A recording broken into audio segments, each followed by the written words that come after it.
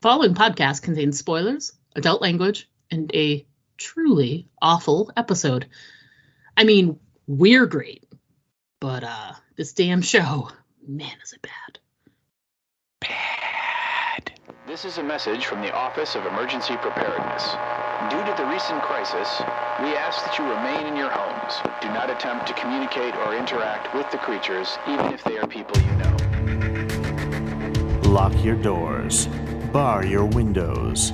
The dead are coming. It's time for Aim for the Head, an all Walking Dead universe podcast. And now, here are your hosts, Diana and Steve. Hi, and welcome back to Aim for the Head podcast. I'm Diana. And I'm Steve. Bonjour. Bonjour, Mila Steve. And this is podcast episode number 307.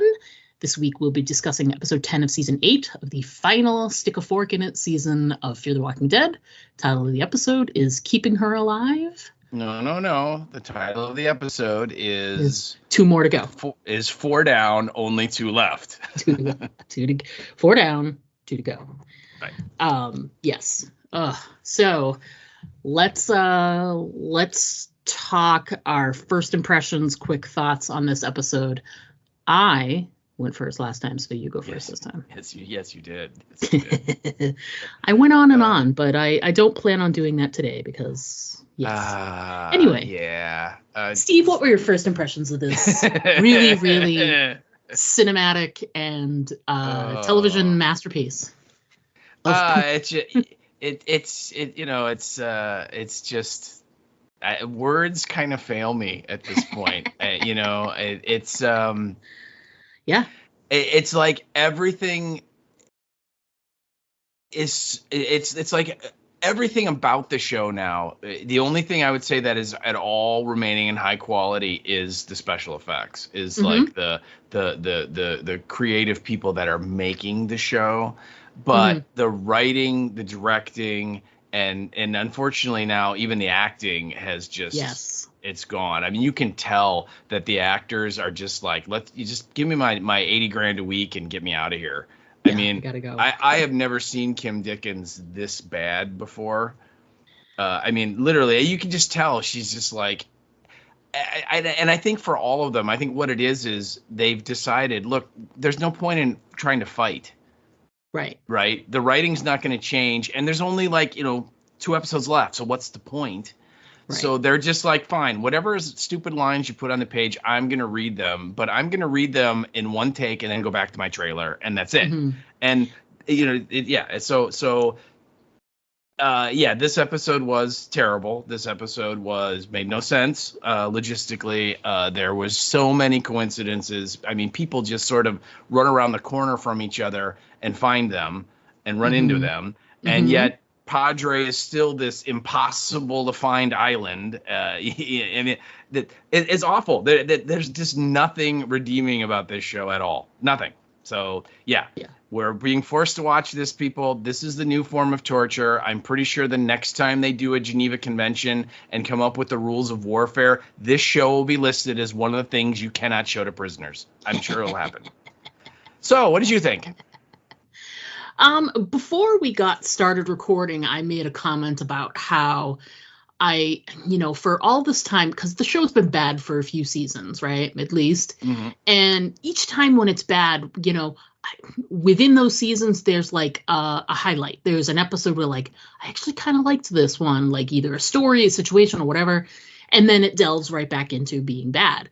And because of those little bright spots, I think through these past few seasons, I've always had moments of not so much hope, but in my head, I was like, you know what? It's gotta get better, because it certainly can't get any worse, because this is terrible. But then they just have found new and less interesting depths to fall to. It just really is. I was going to say, when you're talking about how, now we're finally getting, it's been sort of trickling in a little at a time, but now I would say fully across the board, it's just terrible acting from all players. And it is a clinic on phoning it in. Like, you can take this tape of this episode and show this to actors that are studying the craft, and show them this is what happens when, and show them a corresponding video from a few seasons ago where the writing was bad, but at least like the actors and the work and the grit and the emotions they were putting into it felt real and felt like you could connect with it. And that's why we probably still had like moments of it's got to get better, right? Or I mean, and like I said, not necessarily moments of hope, but like there were moments where like, you know, this was a ridiculous episode, but man, did they act the crap out of it, you know? Mm-hmm. So this is, you know, Eric Kane said it really well when he said, maybe, just maybe, this is the worst episode of this whole series.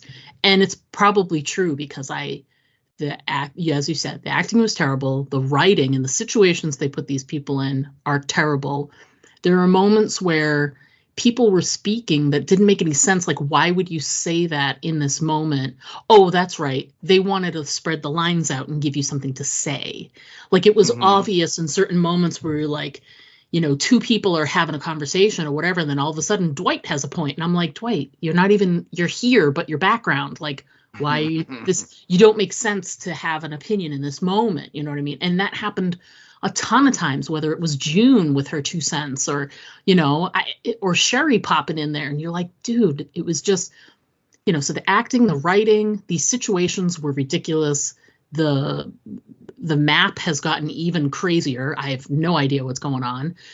And now we're even getting to things that are like, you're messing with the tried and true stuff, like the zombie rules and stuff like that. So we're to believe that herd was stuck and frozen and all of a sudden could pull and a couple of them were snapping their legs, but a couple of them were able to pull their feet out magically right then and there. Yeah, pretty much. And you know what I mean?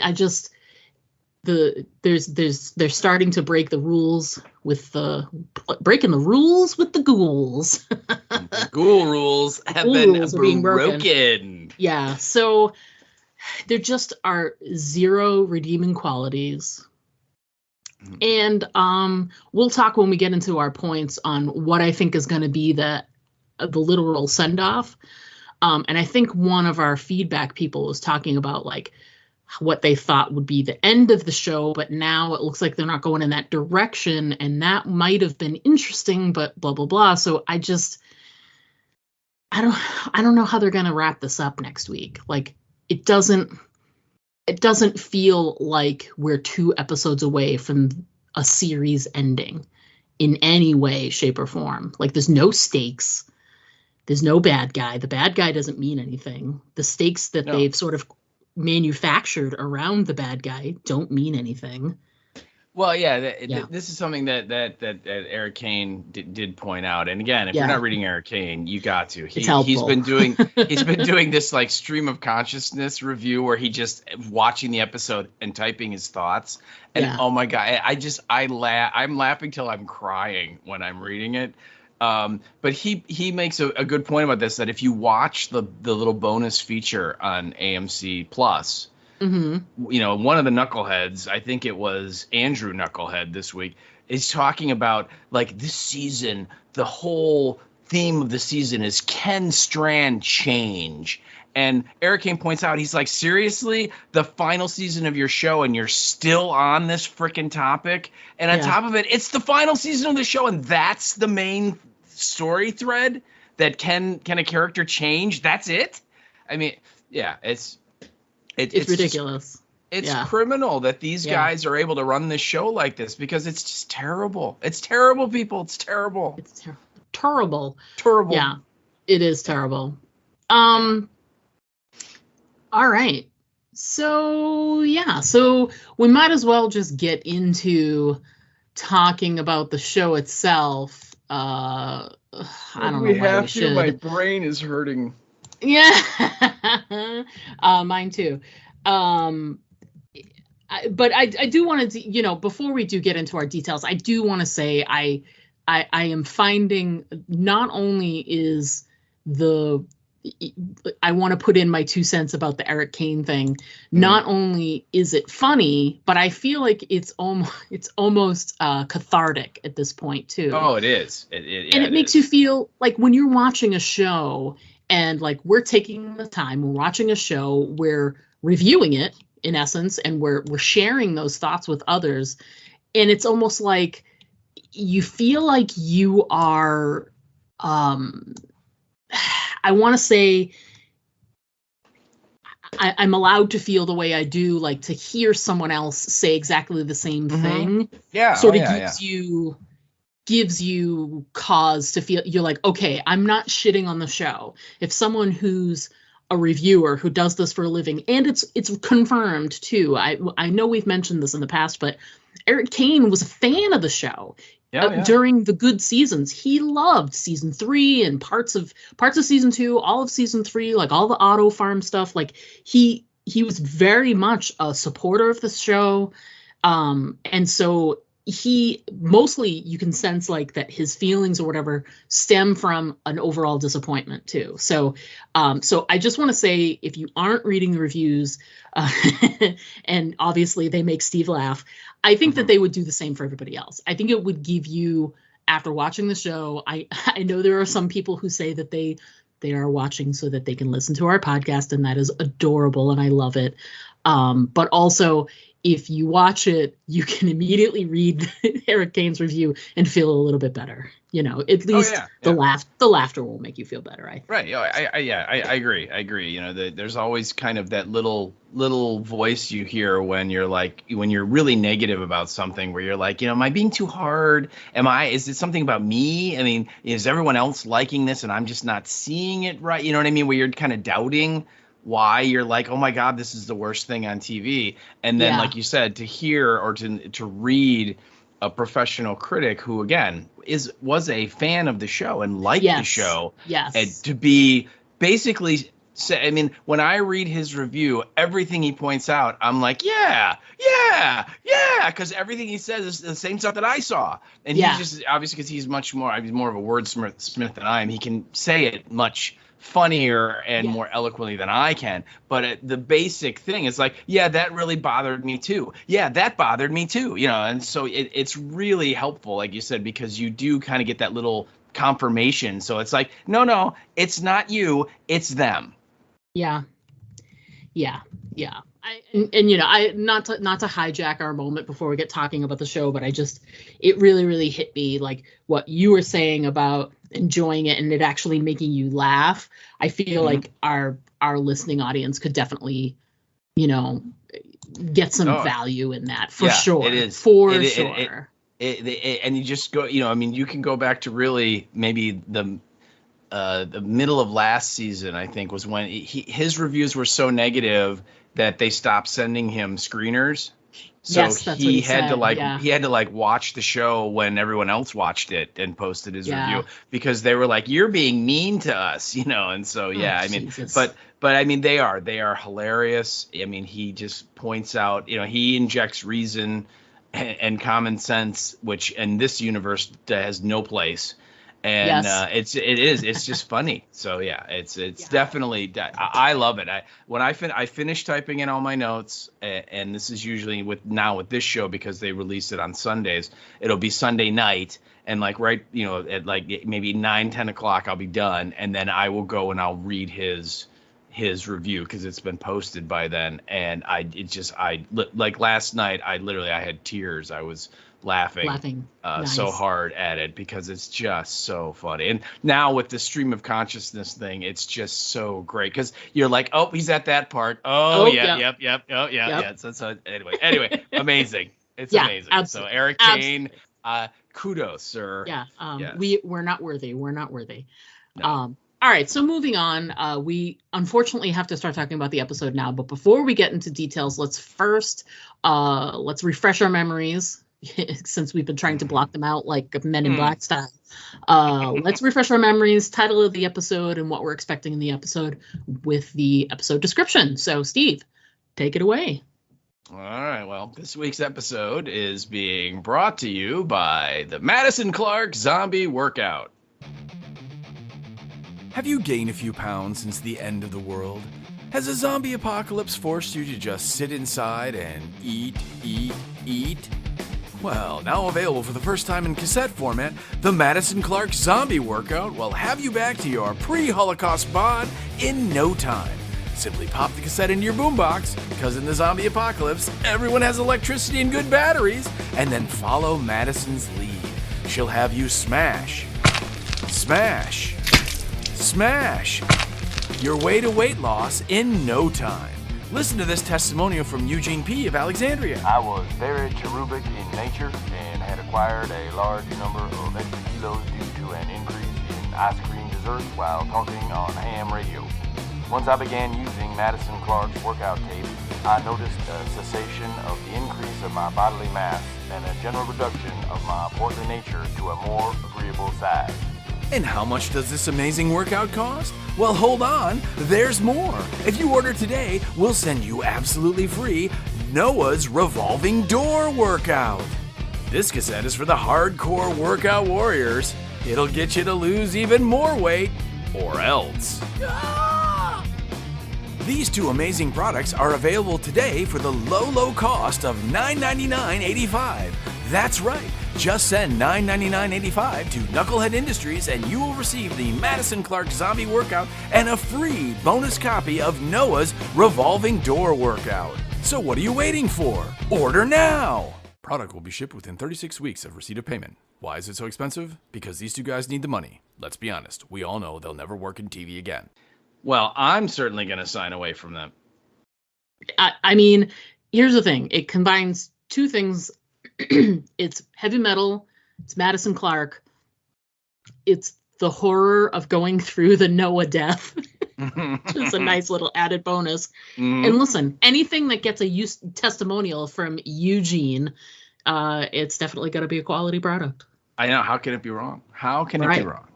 Right. All right. Well, that's really great. So our episode description that we have, and this is, again, it's episode 8.10, which we, of course, know the correct title is 4 Down, 2 to Go. They refer to it as Keeping Her Alive. The description we have is as follows. Madison makes a discovery that could lead her to the answers she seeks. And a bunch of other stuff happened as well. And that is your episode description. All right, so let's jump into this. We'll just do writers and directors first. Yes. Like we normally do. Let's just get to it. All right, people, you want to know who's responsible for this crap? Yeah. Well, here it is. All right, it's a writing team. And again, these are people we've talked about a lot because this is, obviously the cult of the Knuckleheads. There's only like 6 of them, and they just write all the stories. It's a gal named Nazrin Chowdhury, who we talked about before. And she wrote it with another gal, Kalea Michelle Stallworth. And we talked about both of them. Nazrin Chowdhury has written 8 episodes of Fear. She wrote 3 in season 6. She wrote 3 in season 7. And then this season, she wrote 8.7, which was the first episode of this last block. And that was Anton with Justin Boyd. And then she wrote this one, again, with Kalea Michelle Stallworth. Kalea Michelle Stallworth has written 4 episodes total of Fear the Walking Dead. She wrote 2 in season 7. And then she wrote 2 of them this season. She wrote 8.8, which was More Time Than You Know. And she co-wrote that with David Fournames, or as he goes by now, David Johnson. And then she wrote this one, 810, Keeping Her Alive with Nazrin. So those are our 2 writers. So all of your hate mail should definitely, mostly go to them because they're the ones that wrote this crap. Our director is a guy named James Armstrong. And this is his first experience directing Walking Dead of any kind in any show, any universe. But he has done some other TV credits. He's directed on shows like Prison Break, Hearts of Dixie, and Agents of S.H.I.E.L.D. So he has definitely got a little experience in the directing field. This is just his first go-around and his only go-around so far on the Walking Dead universe. And that is your writer and your directors. My first line I put in my notes is, "What is going on?" I really think that should be the subtitle for the entire episode, because figuring out what's happening, what is the motivation for doing the things we're doing. God. But anyway, the opening is, it's another standoff. It's another stupid standoff. I know. And it goes nowhere. It accomplishes nothing. All it does is have, some more really bad German. And then, these weird, like, motivations and lines and, like, God, just the stuff between June and Victor was just terrible. And it's just so bad. It brings to the forefront their main theme of this season has Strand really changed? Oh, could he? And we have the gang, which is just everybody except Victor, and they're all like, where's Tracy? Because we've been keeping an eye on you while we were out gallivanting around, and we know she's here. And then he tries to explain that, well, I'm doing that to save Padre. And then this launches June into this whole, you're a bad person because I remember you at the tower and you did bad stuff at the tower. And then he's like, well, you did bad stuff too, Naomi. I did like that he did the Naomi callback. Yeah. I thought that was pretty well done. This whole season, every episode they've been callbacks peppered with old callbacks. So again, it's a lot of member berries, because I think that they know that this show is terrible, and so they're like, well, maybe if we bring up a lot of stuff that happened before, that might help people not realize how awful this stuff is. But yeah, you're right. My comment was yet another tenseless standoff between Victor and everybody, starting with a bang. Because you're like, okay, and so then the end result is that everyone else decides that, well, they're just going to give Tracy back to Troy, and Victor, because Victor, and I'm using air quotes, took her, and that is somehow going to save Padre.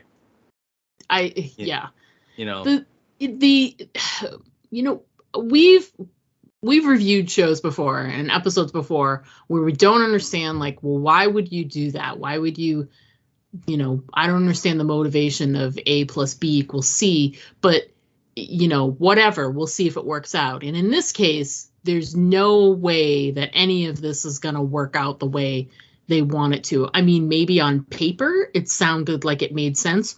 Oh, what they'll do is they'll take Tracy, they'll hang on to her, they'll use her as a bargaining chip, but then they don't even really use her as a bargaining chip. No. And then it becomes more about, and we'll get into the details of it, sadly, but then it becomes more about, is she safe with Troy? Is Troy going to hurt her? We can't let her go because she knows where. It's so convoluted when it could have just easily been, well, she's a bargaining chip, we got to keep her.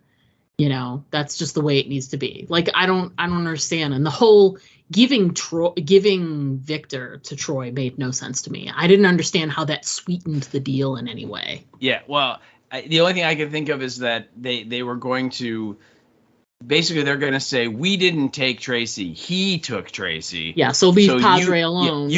And then bringing up that Madison is gone. She's not with us anymore. So if you have a problem with Madison and Victor, deal with it, but we're out. Yeah. And you stay in the hotel. We won't. It doesn't June say we won't bother you? You can. All your people can stay there. And let's be honest, we saw it. It's fully stocked, right? Yeah, no kidding. A perfectly acceptable place to live, but no, not for Troy.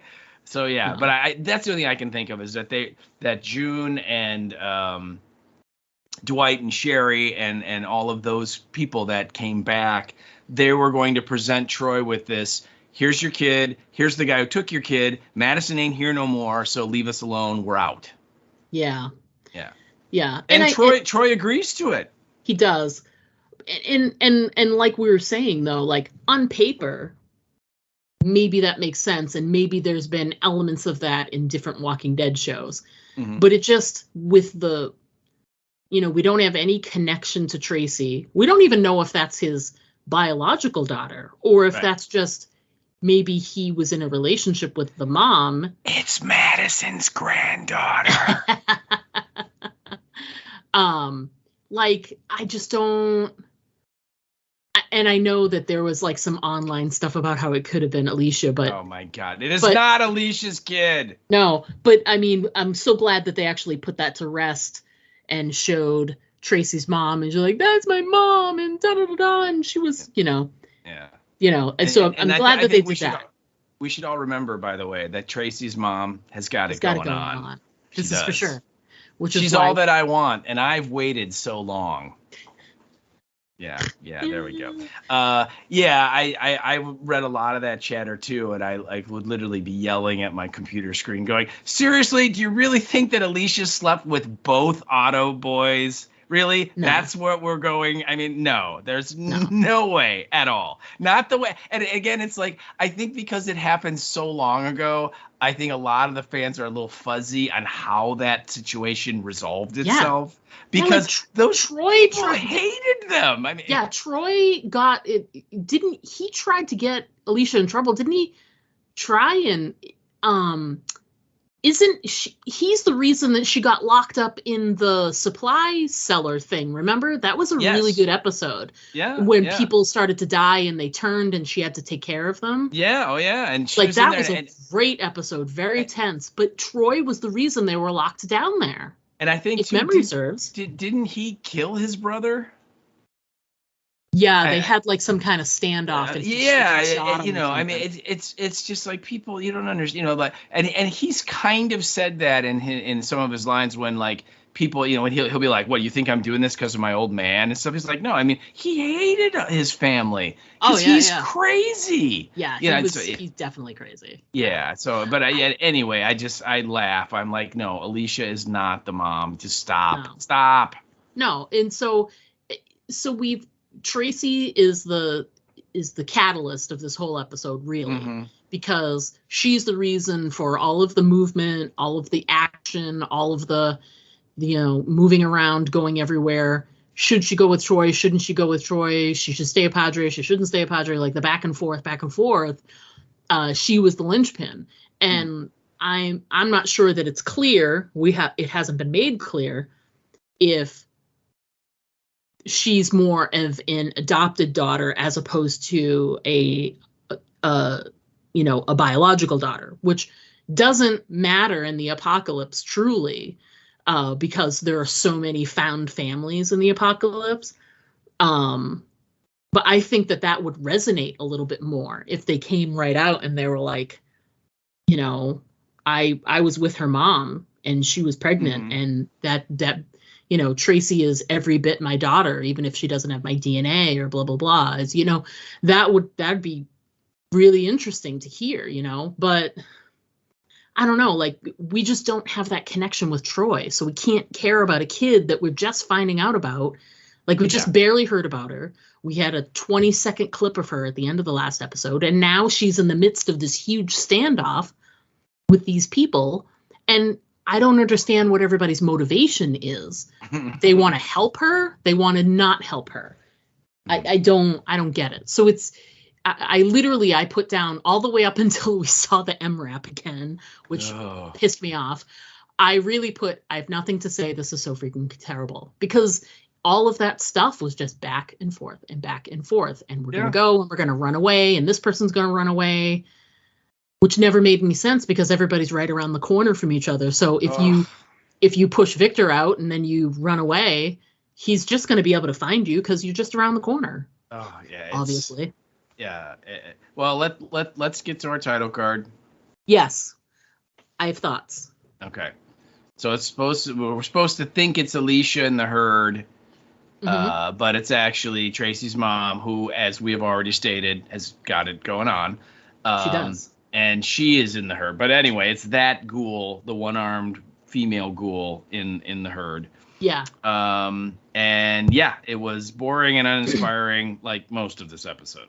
And it was trickery too. Like they showed that, and I was taking my notes and I put Alicia, And then at the end, considering who we met in that herd, I was like, they tricked us.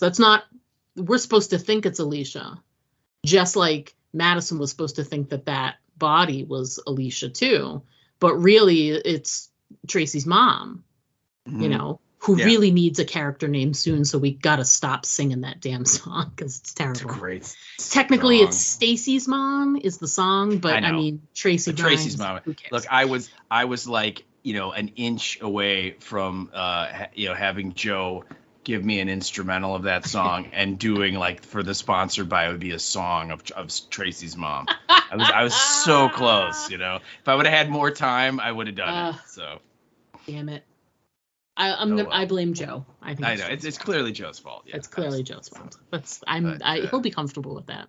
Yeah, he'll wear it. It's good. Yeah, he'll wear it well. All right. So I didn't take the time to write all the notes, but you've got all the notes of all the stuff, all the way leading up to all the stuff.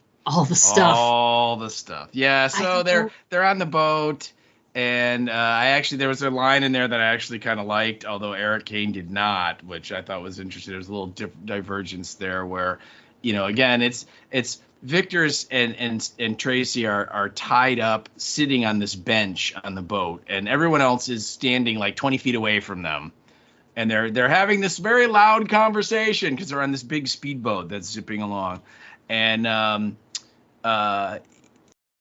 somehow they start comparing Troy with Victor and saying, you guys are the same, and Victor looks at June and says, Troy, he's a sociopath on a revenge tour. I have issues. There's a difference. And I kind of like that line. I'm like, yeah, okay. I don't. And I believe Eric Kane, his response was, no, Victor, you're both sociopaths. But that's kind of an interpretation thing, right? Victor is Victor. And I think when it comes to that line, like, Eric Kane is correct. Like, Victor is a sociopath. But the line itself and having it come from Victor, like his own realization of saying, I have issues. Mm-hmm. I thought that alone, just him saying it, was hilarious. Yeah, really. I did too. Yeah. And so anyway, they have Tracy blindfolded because remember, whenever anyone goes to or from Padre that is not part of the Padre thing and has a stupid bird name, they have to be blindfolded because no one can know where it is. Which again is another one of the dumbest plot points ever. That somehow this island. That, again, it is right off you can see the coastline of the United States from Padre, okay? It is right there, and yet nobody can find it. Okay. I mean, and you got to figure, okay, let's assume, they did have some ridiculous electricity in there that we saw, some electricity. Oh, yeah. But let's assume that they're smart and they don't want to be seen and they shut their lights off at night and stuff like that. But there's still, they have a fire going somewhere. Someone's going to have... There are ways for that place to be found. They have I don't understand. They have freaking container ships coming to and from it constantly. I mean, it just blows me away that Troy is like, well, we got to find someone to take us to Padre because Lord knows we can't find it. And then everything else is so close together. Yeah. That's the other thing. But anyway, so she's blindfolded, and this big discussion is, that they're going to give her back, and she won't be able to tell Troy where Padre is because she doesn't know. And then Victor, basically to save his own ass, because he knows Troy's going to kill him, he pulls off the blindfold, and he tells Tracy, look at that lighthouse over there, quick. And so then immediately everyone's like, oh, well, now we can't give her back because now she's going to know where Padre is. And I'm like, really? So she's been riding in a boat for 20 minutes or so, right, in some direction. She doesn't know where. And then she sees a random lighthouse on the shore for 2 seconds. And that's going to tell her where Padre is. Okay, I guess. I don't know. It was stupid. They then jump off the boat. Before Victor jumps off, he literally runs by and pulls one little wire that's in a little junction box on the side of the boat that totally sabotages the boat, and they can't move and they can't turn. They have nothing. And so they're dead in the water, and Victor swims ashore. And then the kid runs into a whole bunch of ghouls and is about to get eaten. And then Victor immediately finds her. somehow he's able to, go right where she is, and he saves her. And then he said, I'm going to take you to take us to someone who can help both of us. And that, of course, is Madison. Because, she's going to help Troy's kid. Sure. When he made that comment, I really was at a loss for who he was talking about. Oh, he was like, I'm going to bring us to somebody that can help both of us. And I'm like, who, at this point, who the hell is that? Yeah. Well, you have to remember that Victor, for right now, like in this group of episodes, his thing is, I have to set up Padre like Alicia wanted it to be. Like, right? That's his whole thing. And so he feels that if he goes to Madison and plays the Alicia card yet again, that will somehow convince her to help, because it's going to, help her, her daughter's vision come to fruition or whatever. I don't know. It's bad. But that's what he does. So they leave. And so then we cut to, Madison's, the Madison Clark workout tape section of the episode. Yeah. Where, again, I gotta say, for someone who has a real serious respiratory problem and has to be constantly sucking on oxygen, she looked pretty spry smacking those ghouls with the 40-pound sledgehammer for 10 minutes. Yep. And even when she finished, she didn't even need to take some air. So yeah, it's the convenience. It only matters when the plot tells us it matters. Oxygen issue with her. But so she does. So she smashes them all. Some nice effects there, with the gore and so on. Although it looked a lot of it looked very digital to me. Yes. But I did like a little bit of that. And then again, here's another thing. How does Strand know where Madison is? Yeah, that's because she's in like just some random little, clearing. She walked away from him and and how long ago was that? A day, a week, a month, a year? I don't know. Listen, Steve, in this apocalypse, time has no meaning. It's kind of like the fast travel thing. Time and distance have no meaning in this version. There's no doubt. But anyway, so somehow he on foot with this kid find her in like 10 seconds. Yep. Okay. Which is another crazy thing where you're like, really? All right. But they do. And, I just made a note of it that, the song on the cassette tape that she plays is Motley Crue's Live Wire. So, okay. Yay. I mean, not a great choice, but okay. Yay. But anyway, so he explains what he wants to do, and she basically tells him what he can go do with himself. And then it is brought up that, Tracy, who has got it going on, she knows where Alicia Gould is. Yep. Because her dad, apparently took her on a daughter-daddy work day or something, and they killed her together. I don't know. But bring your daughter to work day when you're going to kill your arch enemy. Right. And so that convinces Madison to kind of go along and help them. But it's clearly we get Alicia first, and then, afterwards I will decide what I'm going to do with you. Yes.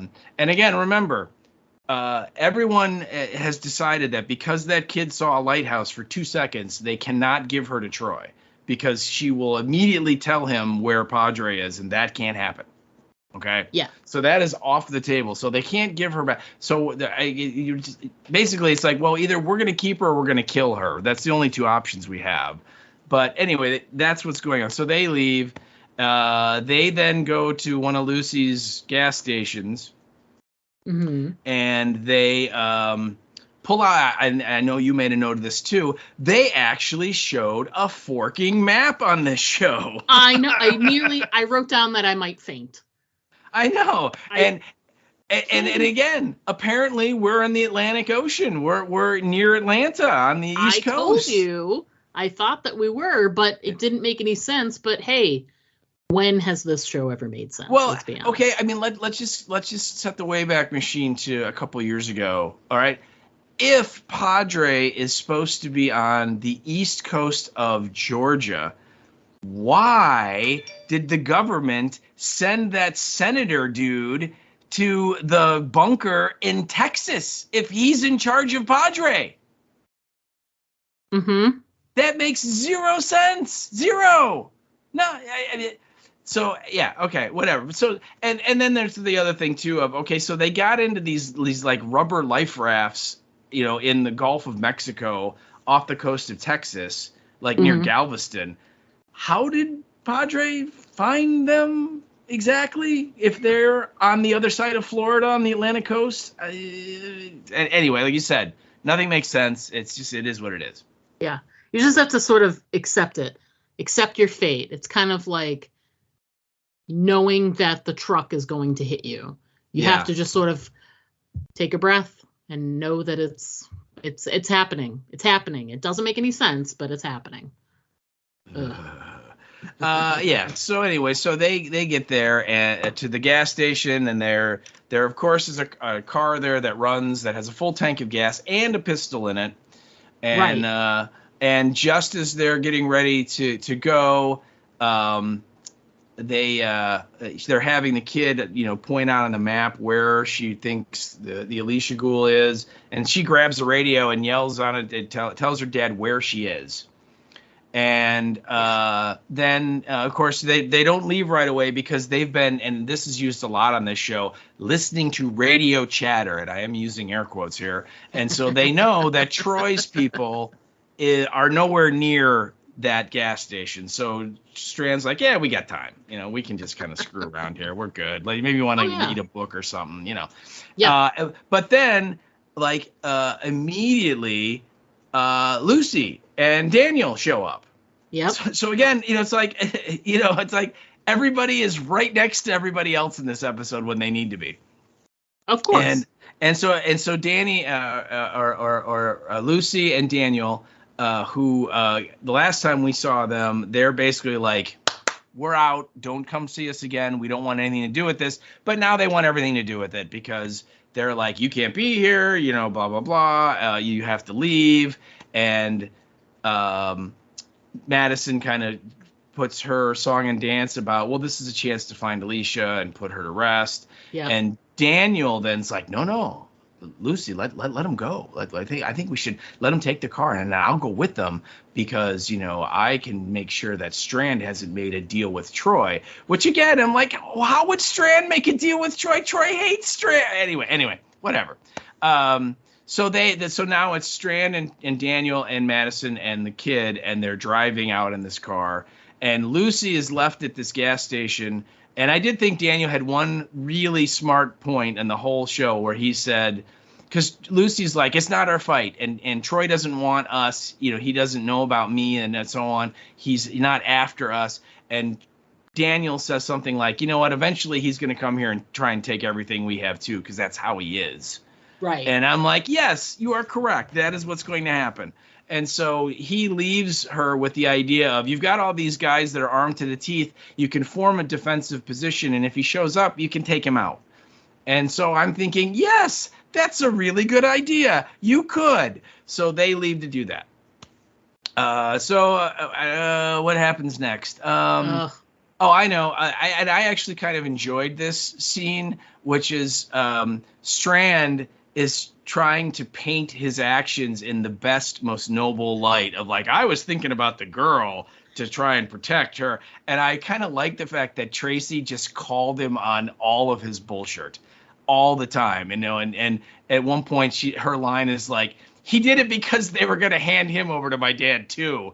And you see Strand like looks and he like rolls his eyes like, oh, will you shut the fuck up, kid? I mean, it was great. I kind of enjoyed that little moment where Tracy is just like, no, I'm not going to make it easy for you. Yeah, it was the one highlight of the episode was she was in, and I know why they did it too. They made her be obstinate and like against Strand to sort of be a stand-in for Alicia or remind them all of Alicia. Yeah, right. I agree. Yeah, I think so. Anyway, so the comment I had was I kind of liked the character of Tracy. I mean, not in large amounts because children on this show is death, but I enjoyed her in this episode. I thought she had a lot of moxie, and and, just kind of like, yeah, whatever, do whatever you're going to do. I don't care. And so I appreciated that. I thought that was kind of fun. And it looked to me like at least that little kid was having fun in this episode. All the adult actors were like, oh my God, this is the most terrible thing I've ever done. But she looked like she was actually having fun.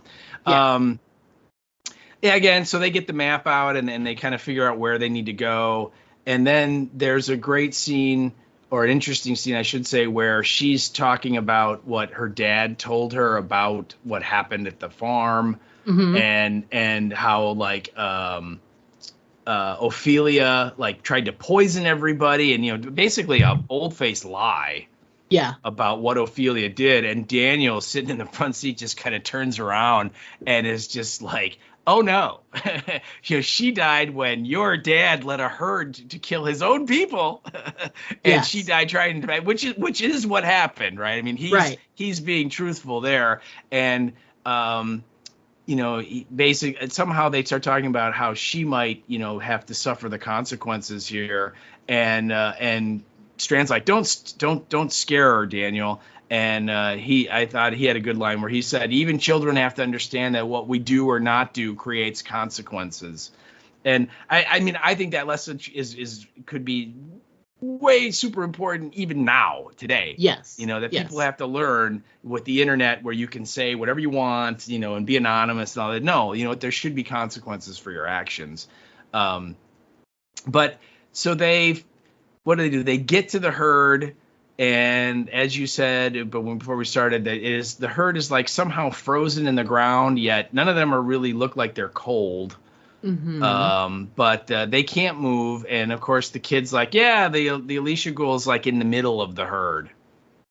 Yeah. And so what did she say? That like the herd was following them from Texas, and so her dad led it here to get it out of the way or something, so it wouldn't attack the hotel or something. I don't know. So what did you think of the herd scene? Oh my God, awful. So bad. First of all, where the hell are they? Where are they that it's frozen? Yeah. That's the thing. Yeah. Did they take a stroll into the mountains of Tennessee or something? Like, where are you? They're in upper Minnesota, like very close to the Canadian border.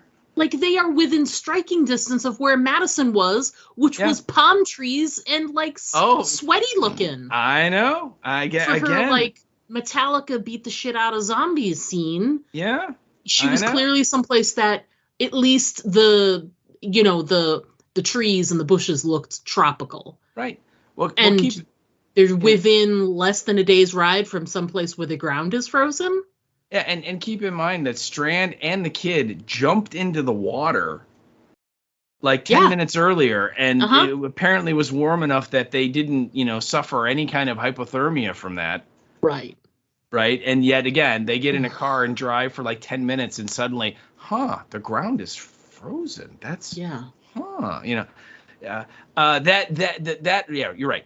I thought that the frozen herd, I mean, it's a neat idea, but in this context, it's ridiculous. This makes no sense. And then the other thing, and this is just something we've been harping on forever, their plan is to just kind of like carefully walk around all these schools and get right in the middle of them. And I'm like, you people have been alive for over 10 years in the zombie apocalypse. Why are you not killing every ghoul you meet as you're moving through the herd? Yeah. They're frozen. They can't get you. Stab them in the head. Stab them in the head. No, it's just annoying, because it's like, what happens when you get in the middle and then some of them on the end break free and now you're trapped? Yeah. It's almost like that actually happened. Yeah. And you have to, this is another one of those, like, forget about the big, huge platitudes of like, take what you need, leave what you don't, refueling stations all over the South or blah, blah, blah. Who cares? Help your fellow man out by neutralizing the ghouls that you come across. Right. You put them down. You won't be there when the ground melts, but other people will. Take care of it, especially since you're in no danger. Yeah. If you can put down ghouls and help out your fellow citizens of the world, Mm-hmm. You know, because that's the thing they always say in these shows is if you're not helping others, if you're not able to help out, then what's the point of being alive? Well, you just walked through a whole field of helping out and you didn't do anything. Yeah. That is a great point. I kind of default to just self-preservation, which is why would any person that's lived this long think walking into a herd of ghouls like that, even if they're, and again, I'm using air quotes, immobilized, is a good idea. That's just dumb. Yeah.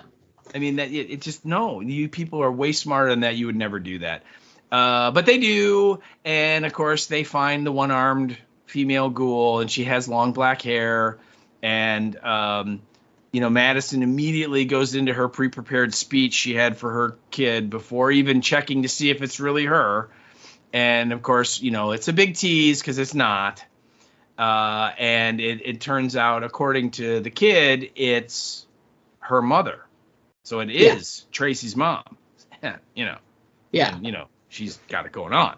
And so right at that moment, I think she pushes Madison into her, and then the ghoul, it breaks her leg off. And so then the ghoul, I think Tracy's plan was that her mom's ghoul was going to eat Madison. Yeah, that was her big plan. Yeah, and get her revenge. and then when it fails, I kind of,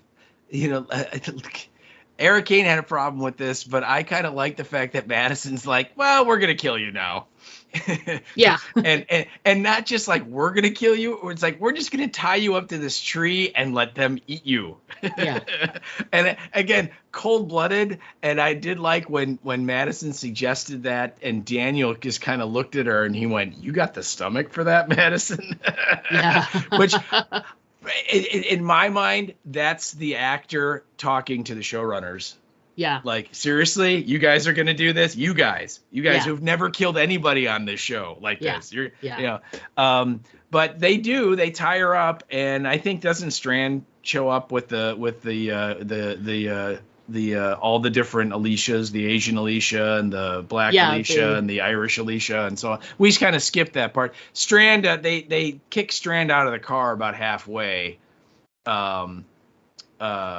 to this herd. So Strand's on his own, and he's just about to get eaten when the MRAP shows up. Yeah. Oh, of course. Because, it still works because, it's 10 years since we've seen it. And yeah, okay. And inside it, these three girls are there, and they all have a prosthetic, almost like Aaron, they have their left arm has got some kind of a weapon instead of an arm. Mm-hmm. And they have their arms. They wear it over their arm, I should say. Mm-hmm. And they all kind of dress like Alicia dressed there in the nuclear apocalypse. And literally, I can't believe he said this, but Strand is like, oh, for a minute there, I thought you were. And she's like, Alicia Clark? Yeah, I get that a lot. And Eric Kane brings this up in his thing. He's like, how is Alicia this well known in the apocalypse? I mean, how does everybody know who she is? you know, it's okay. But yeah. And so we find, and my first comment was, really, we're introducing new characters now when there's 2 episodes to go, and now we have a whole new bunch of new characters? Really?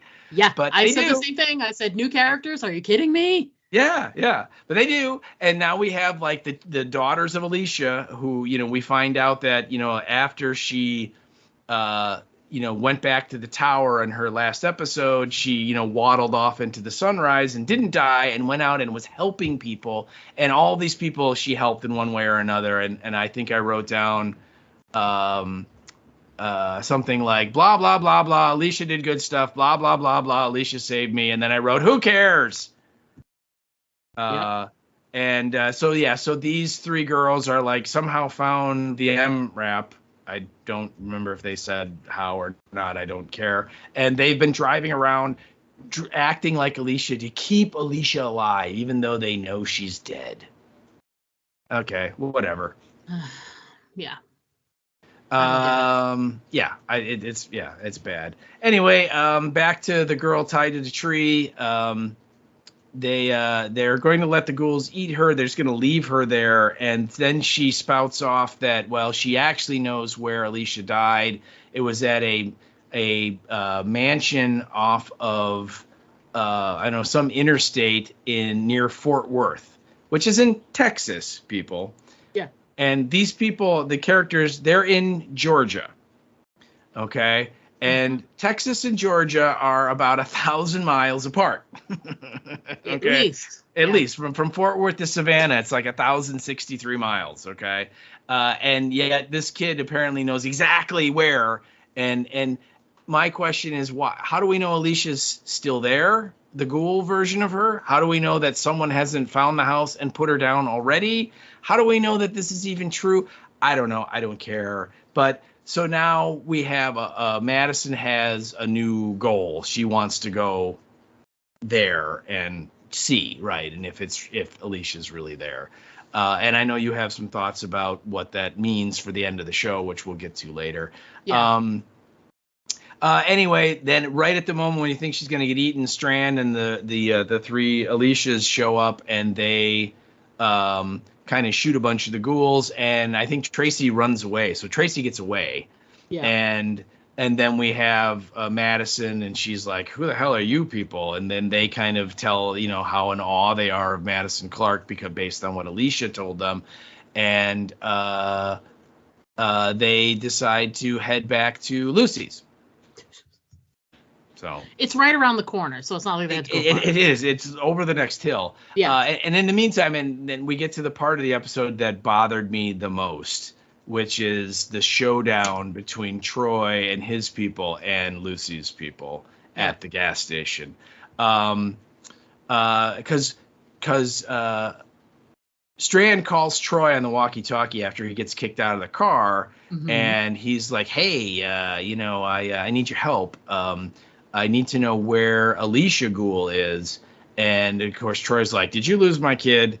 Because that would be bad for you if you lost my kid. And he's like, no. I know exactly where she is. I just need to know where the ghoul is because that's where she's going to be, and I can get there. And he's like, and you're too far away to get there on foot because it's too far away. And in this case, it's too far away. And Troy's like, yeah, well, I'm not going to be on foot for long because he's like, he and his men are walking up to the gas station that Lucy is supposed to have been fortifying and preparing to defend. Okay.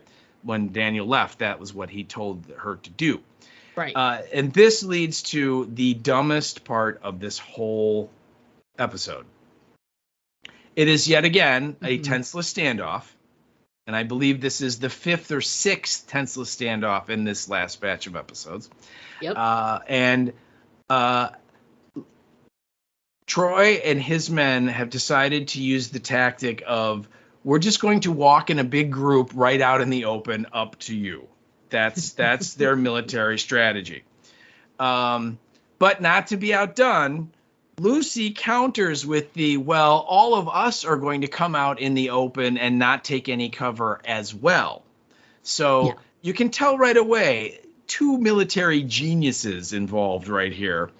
And I mean, literally, this is where I started typing all caps in my notes, where I'm like, why doesn't anybody shoot Troy? And then I'm like, seriously, he's right there. And then I went a little Austin Powers, like, I've got a gun in my room. We could shoot him together.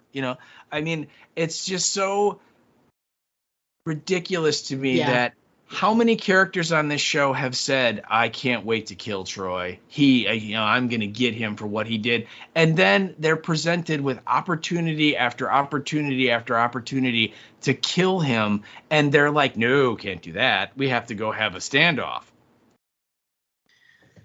Oh my God. I mean, just like the mental gymnastics. Yeah. That just go back and forth between all of this. And, the standoffs that are, within the, 50 minutes of the episode that we watched, it's almost like the allegiances flip-flopped. Like every time there was a lackluster standoff, there was like a flip-flop of allegiances again.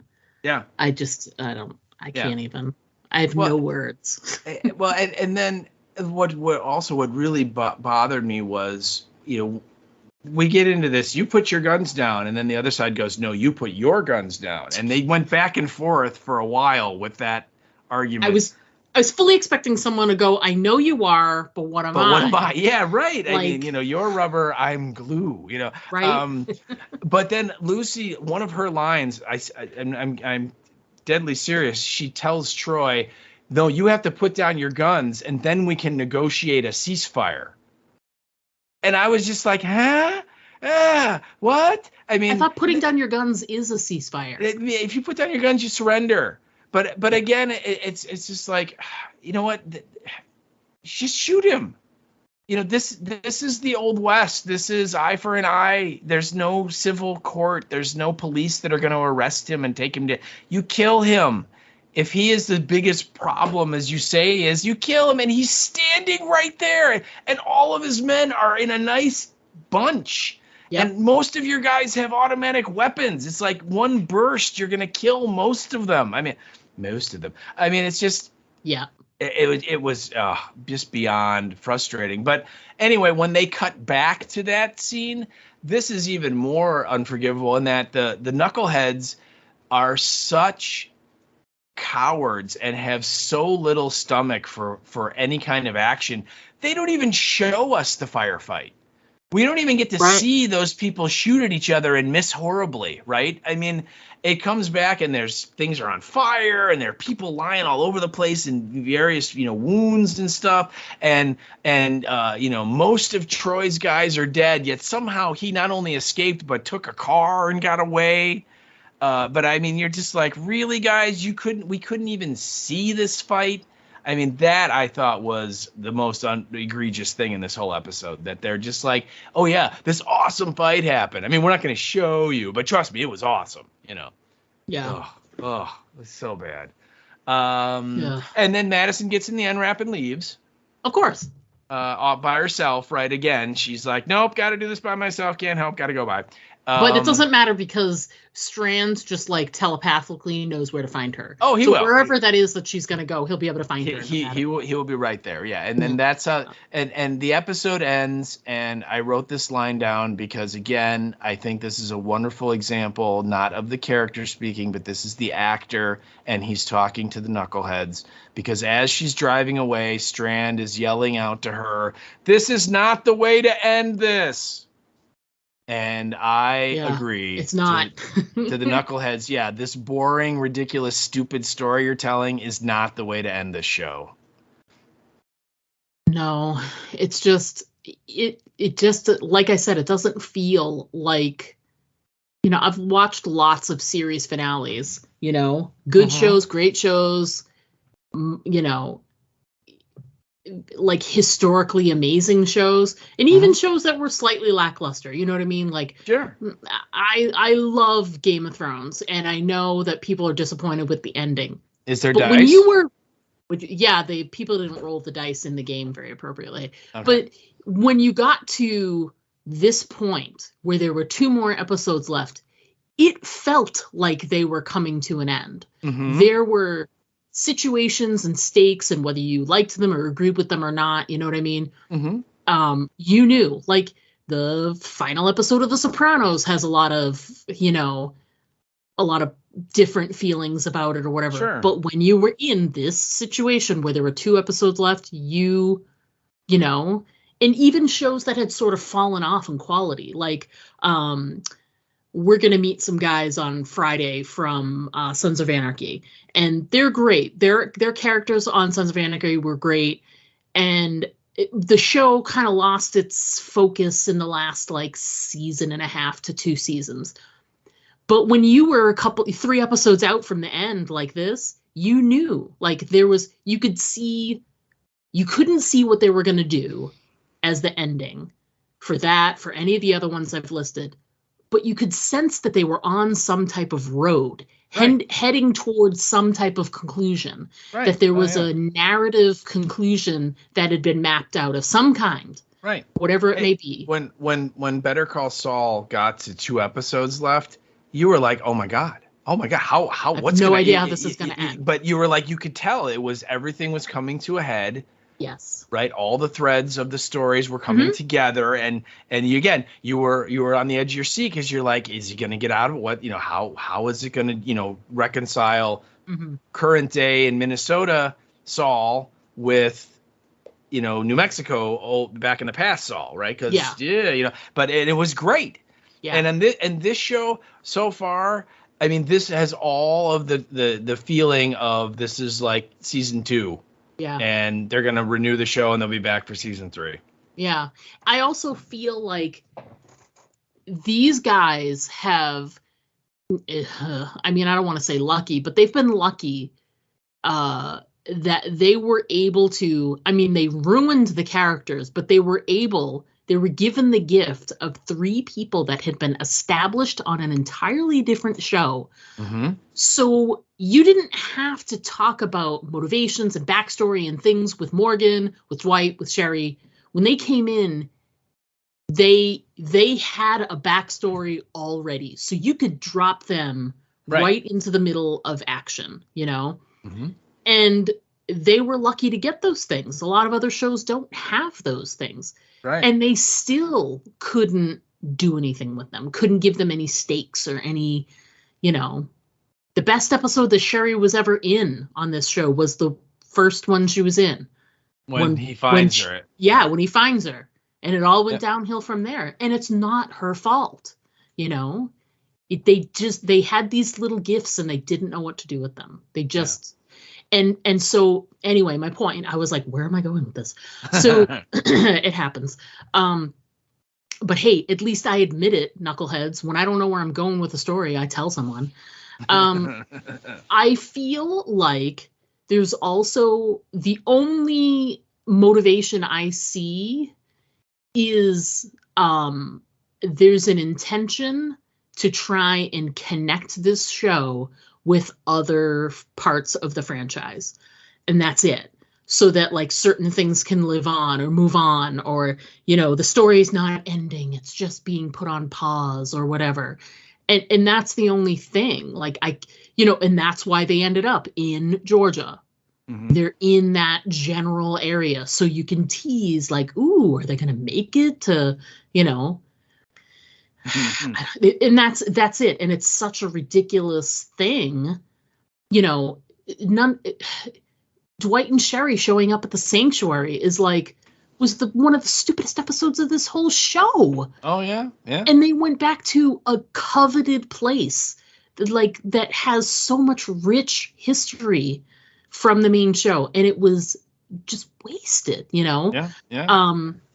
Well, so it begs the question: if you went there, why wouldn't you just go to Alexandria? Yeah, yeah. I mean, and that's the thing. If they were in any kind of trouble, they both knew like there are other settlements nearby. Why do we know that? Gee, because the sanctuary got all of their supplies from other settlements in the area. Right. The sanctuary wasn't out there doing any farming. They took other people's farming. Yeah, I mean. And like when that dude takes Dwight there and he's like, yeah, my insulin's in there. Why isn't Dwight like, like about on this show, like 2 minutes away is a whole settlement of nice people and they probably will give you insulin. Yeah. If they have it. And if they don't, they'll have doctors that can help you and whatever. And you could probably stay there and live with them and live as long as you can. Yeah. But no, I mean, he doesn't even go there. Awful. Yeah, Fort Worth, terrible. I don't understand that. I don't understand the geography of it. Especially, I want to say, though, that the irony of the episode where they finally actually show a map is the one where they make the most ridiculous map assertion. Oh, yeah, we were in Texas, and that's where Alicia is. Yeah. 1,000 miles away. Oh, yeah, I know. And it's 1,000 miles, and that's like a straight line, right? How many bridges are out? How many, roads are impassable? Yeah, how many, herds of ghouls are there? You're gonna have to go around. To go around the long way. Yeah. I mean, it's just ridiculous, but yet Madison's gonna get there in a blink of an eye. Of course. She's going to fast travel. Yeah. I did want to, I wrote out thoughts on where I think the show will go. And some of them are ridiculous, of course, but some of them have some actual fruit in there that I think is entirely possible. And then we'll talk some more about what I said when we get to, they have actually released the episode description for the final 2, and we have some stuff to talk about. Okay. We'll get there. But anyway, so I put my prediction for the end of the series. I put they, air quotes, defeat Troy somehow. It doesn't mean he dies. Mm-hmm. Something else could happen. Mm-hmm. I think, though, Tracy will end up in the care of someone of our group, whoever is least likely. I said, so let's say Victor. But June is also a possibility. June being the Carol of child rearing of this section of the apocalypse. And Dwight and Sherry are going to head to Alexandria because I still think it's very possible that that's what Carol said on the phone. Dwight's here. Okay. Because Daryl's the only one who would care about that. Really. Daryl's probably the only one who knows who they are. Yeah. And she wouldn't be excited to say it, but it's almost like news. Right. So I still think it's just based on how Carol said it, I think that it's Dwight and Sherry that end up at the Commonwealth or whatever. Okay. And then I think Madison will leave on the truck with Lucy to try and, air quotes, find Alicia and put her to rest. Sure. Along with Nick. And so she and Lucy will head off into the literal sunset together to go and do that. And there'll be some sort of platitude that said, like, oh, I'm gonna lay Nick to permanent rest, and I want you were the most important person to him, and blah, blah, blah, whatever it may be. Right. And they will drive off, and that will be the end of those people. Okay. I don't know. I like it. I think it's good. Although I would go my prediction would be one step further, and that is Madison will hit Troy in the other side of the head with the hammer, and his other eye will change to white, and he will become nice Troy. And then he will live on Padre with Tracy. And he and June will get married, and they will raise Tracy together. That's my prediction. 2 of the most illogical parent choices ever. Yes. In the apocalypse. And they will live in a house that every room has an emergency hammer in it, so that if he ever starts acting wonky, you just crack him right across the skull, and he'll go right back to good Troy. That's my prediction. I think it's great. It's the perfect ending. I love it. Well, I mean, again, knowing these guys, they certainly aren't going to kill anyone. So no, please don't even think that that's going to happen. Right. So terrible. I mean, it's that. So no one's going to die, and certainly, I mean, not even Troy. I mean, they won't even kill him, right? It'll be no. No, of course not. Of course not. So, but we'll equivocate in some way. I think you're spot on with Madison. I mean, that's clearly the end of the show, and again, they're going to cheat us again of that we will never see Alicia Gould. I mean, clearly they wouldn't get ADC to come back and play her, but they won't even give us another actor made up in makeup to be Alicia Gould. You know what I mean? Yeah. Like you said, they're going to leave on the quest to go put her to rest. And like you said, the truck will be driving off into the sunset as the credits roll. I mean, that's what's going to happen. Speaking of the whole getting another actor that looks like her, what were you thinking as they came up to the ghoul that was turned out to be Tracy's mom? Did you, because like from behind, like I felt like I've seen like that tan sort of waist jacket on Alicia before. She wasn't wearing anything like that at the time, but that doesn't mean anything. Right. And the hair was very close, and it wasn't until like Madison sort of looked at her face, and I literally said it out loud. I was like, I don't think that's her. Yeah, right. I mean, but prior to that, what were you thinking? Prior to that, I guessed that it was not her. That I'm like, the show. The end of the show is going to be Madison finding Alicia or Madison setting off to find Alicia. Right. This is their one ace up the sleeve. Yeah. So why? And there is still this weird theory out there that she's still alive and that ADC is going to be in the final episode. not in flashback, but like for real, like, you know, Madison's going to reunite with her and find that she somehow survived. Although everyone keeps saying Troy killed her, so I'm thinking that's probably not going to happen anymore. But I think because there's still that possibility, I doubted if the Knuckleheads would answer that question before the last episode. Right. You so know, you for sure didn't think that it had anything to do with Alicia. I didn't. Plus the fact we saw Troy chopping arms off of ghouls previously, the fact that he's kind of seeding the area with ghouls that could be her to mess with Madison. Yeah, I just kind of thought, okay, you know, this is now how, you know, why I guess my bigger question I have is, why would Troy make Tracy's mom a ghoul and leave her there? You know what I mean? That, you know. And why did he chop her arm off? Yeah, it's like, why I find it hard to believe that if you loved anyone, like, I understand doing it to the other ghouls, because he was doing it even to, like, male it's a ghouls. boy, yeah, boys and girls. He's chopping them all off, yeah. He just was doing it to mess with Madison, and as a scare tactic, I thought that was kind of interesting. It was an interesting choice for them to really make it a something that really would resonate with Madison and drive her nuts, pretty much. Yeah, right. But it doesn't make sense for it to be here. I don't get it. And particularly apparently he took his kid with him, because again, it was take your daughter to work day that day. Yeah. And so she's there. And I'm like, really? So you're going to basically say, hey, that's your mom. She's dead. And we're not going to put her down so she can rest and, you know, her soul can go to heaven and all that stuff. We're just going to freeze her in the ground here with the idea that maybe someday we could lure Madison in here so she can eat her. I mean, really? You're going to tell your kid that? Yeah.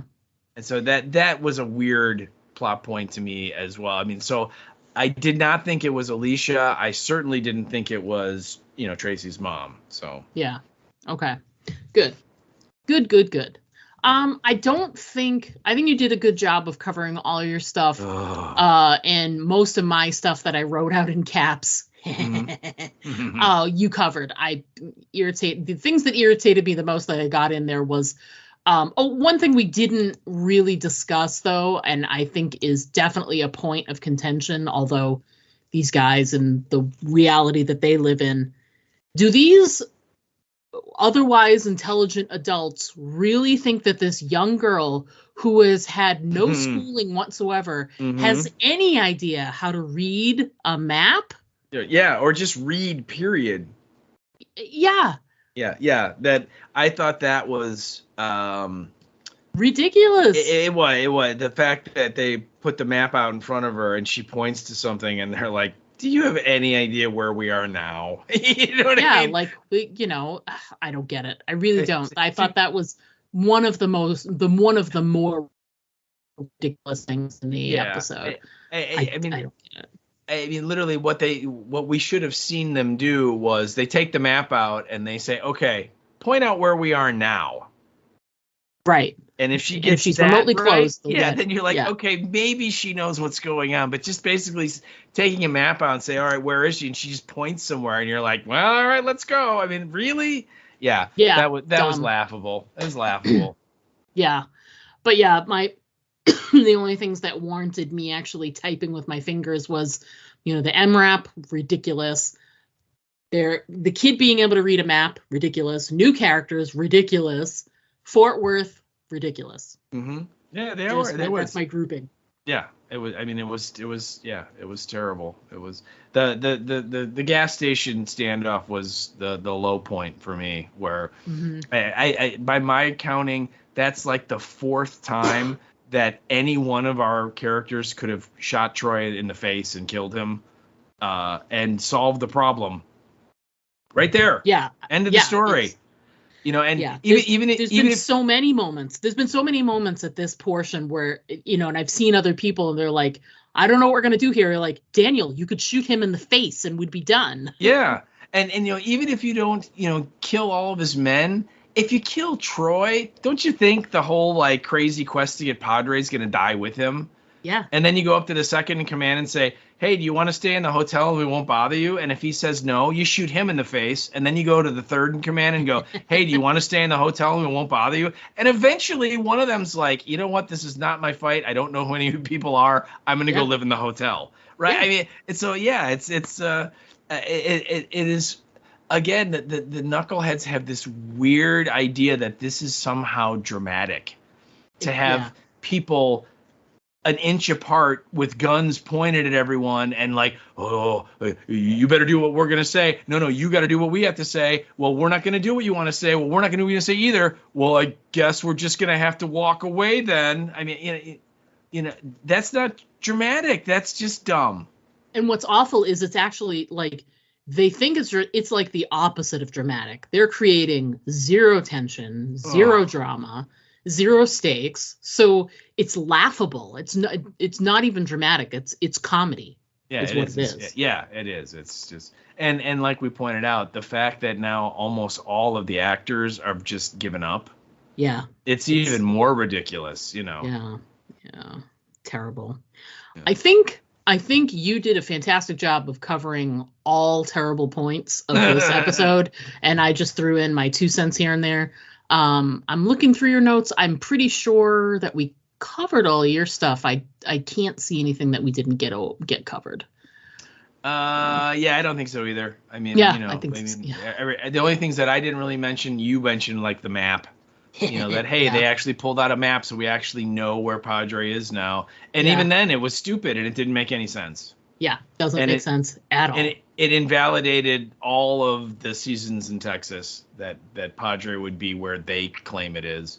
Yeah. And again, I just keep going back to this, that they have somehow decided that because Padre is an island, it is just undetectable. Like, I mean, literally, it's the island from Lost. I mean, it's like, no, there's no way anyone could find this island. It's like, are you high? How many islands are there off the coast of Atlanta? I mean, it's like they're able to turn the wheel like on Lost and make the island disappear. Right? Yeah. Ooh, spoiler. Oh, sorry. You know what? I think it's like 26 years later. I think you're okay. Yeah, I'm fine. Yeah. But I mean, that part just galls me that you have Troy literally wandering around of like, well, I got to find someone to tell me where Padre is because I can't find it. And I'm just like, you're an idiot. He is an idiot. He's and I feel bad for the actor because it's like they waited this long to bring him back, and it's like he's like supposed to be some villain, but he's like a toothless villain because there's just nothing to it. There's no stakes at all. Right. Terrible. Yeah. Terrible. Well, it would have been. You know what? It would have been something if Troy would have shown up and like part of his thing is like he wanted Madison. He didn't want to kill her. He wanted her. That would have been strange and awkward and weird for him. And that's one of the things he brought. Right. When he was in that season he was a little bit off. Oh, he was.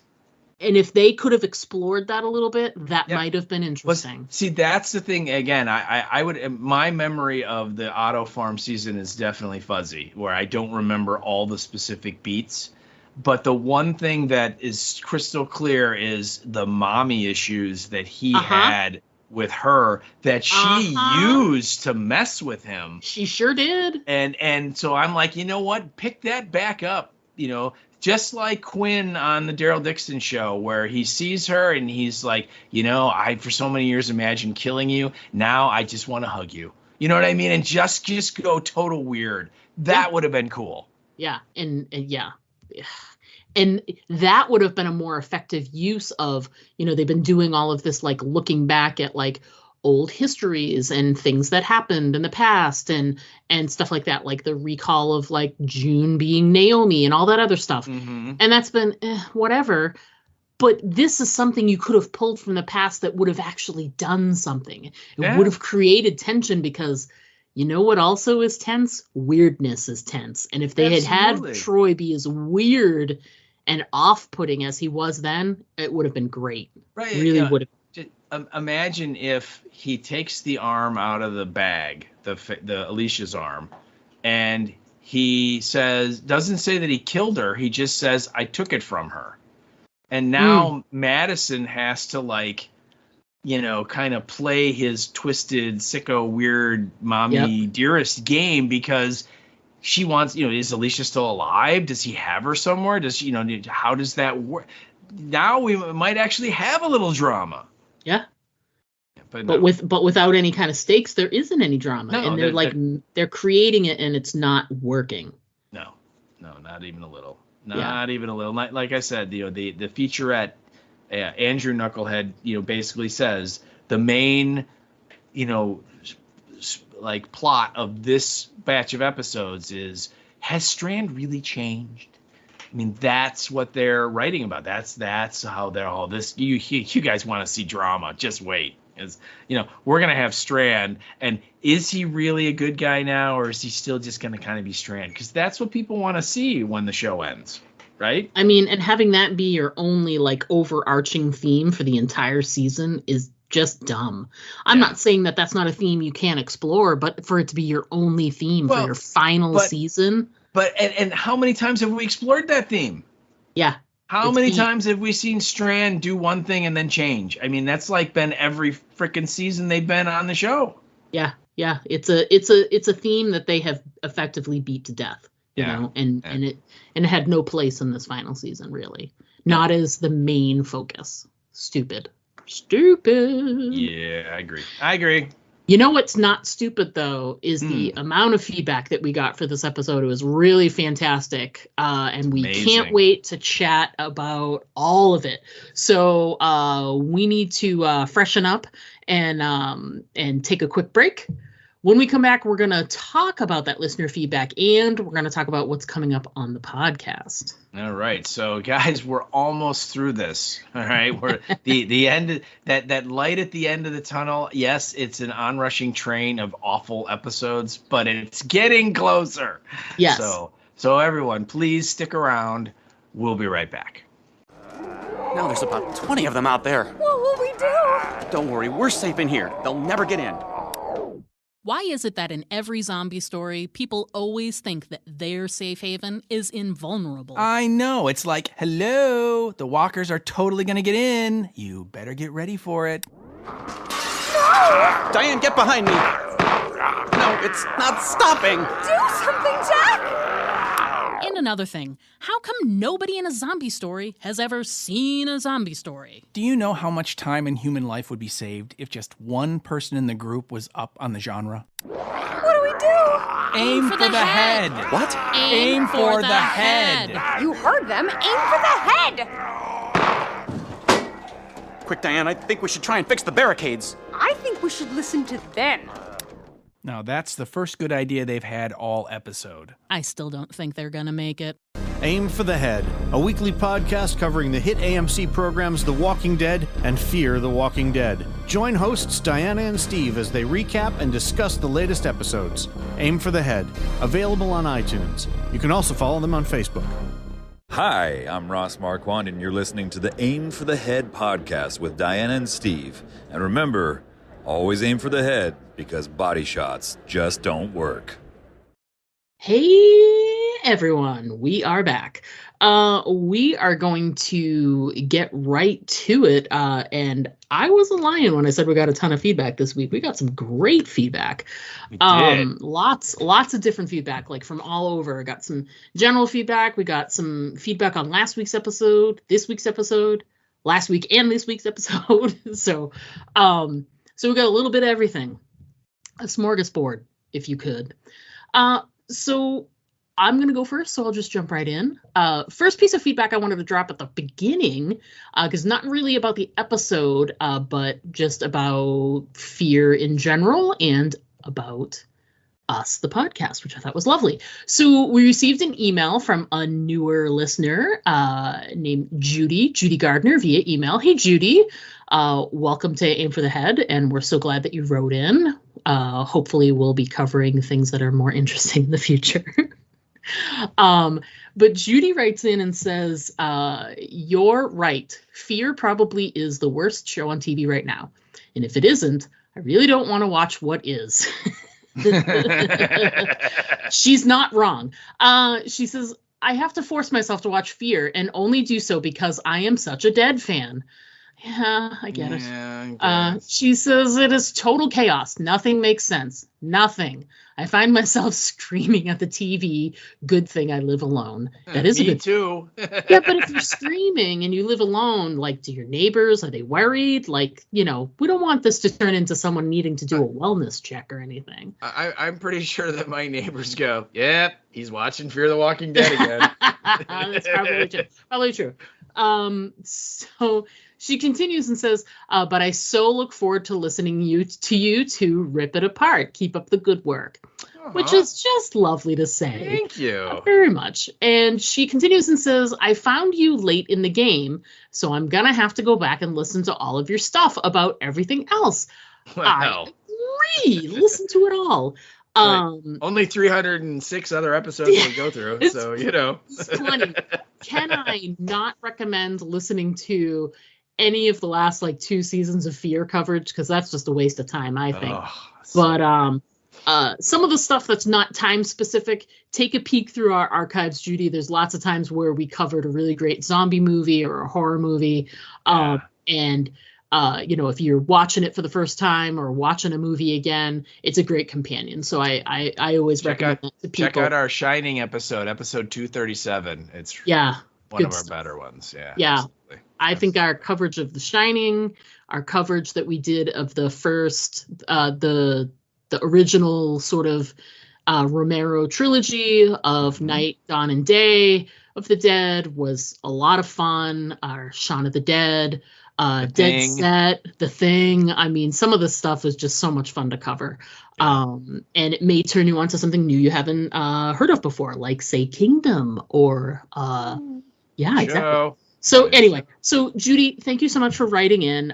We appreciate new listeners. Thanks so much for only watching Fear so you can sort of follow along in the podcast. And also you do love the Dead, so and I get that. So hopefully you'll stick with us through. We're going to cover, the Rick and Michonne series and obviously more of the Maggie Negan and the Daryl Dixon. So hopefully we will hear from you again. Feel free to always send in your feedback. We appreciate it. We do. That's so cool. Absolutely. Yeah. Thanks again, Judy. We appreciate it. Yeah. All right. Moving along, we go to the international desk, and we got a email from our pal Andy from Germany. Hey, Bonjour, Andy. I don't think that's right. Guten Tag is what you want to. Mila, Steve. Mila, Steve. He starts out by saying, "Hi, Diana and Steve.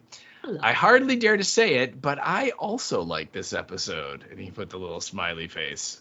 Now, this is about episode 9, so this is Sanctuary. This is Sanctuary, yeah. So he goes, "I must admit, though, in this episode, I realized how far I am away from a critical reception. I thought the finger Dwight gave June," and yes, that is true, he did give her the finger, "was her real finger." And then he goes, "I wondered where Dwight got her finger, but I didn't ask myself what June might want with her detached finger. Alicia carried around a rotting arm, so why not a rotting finger? It's just nonsense, but at least it's funny nonsense." Nice.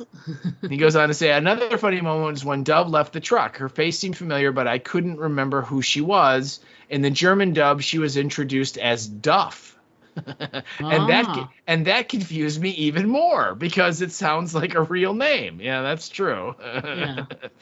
And then he goes, "Well, I remembered Sherry's sister. She died stepping on a greenhouse that was molten in the forest fire, so it covered the walkers with molten glass. Look cool." And I believe he's correct. That's what happened, right? Yeah, absolutely. Yeah. He goes, I start to wonder if our knuckleheads might be misogynists.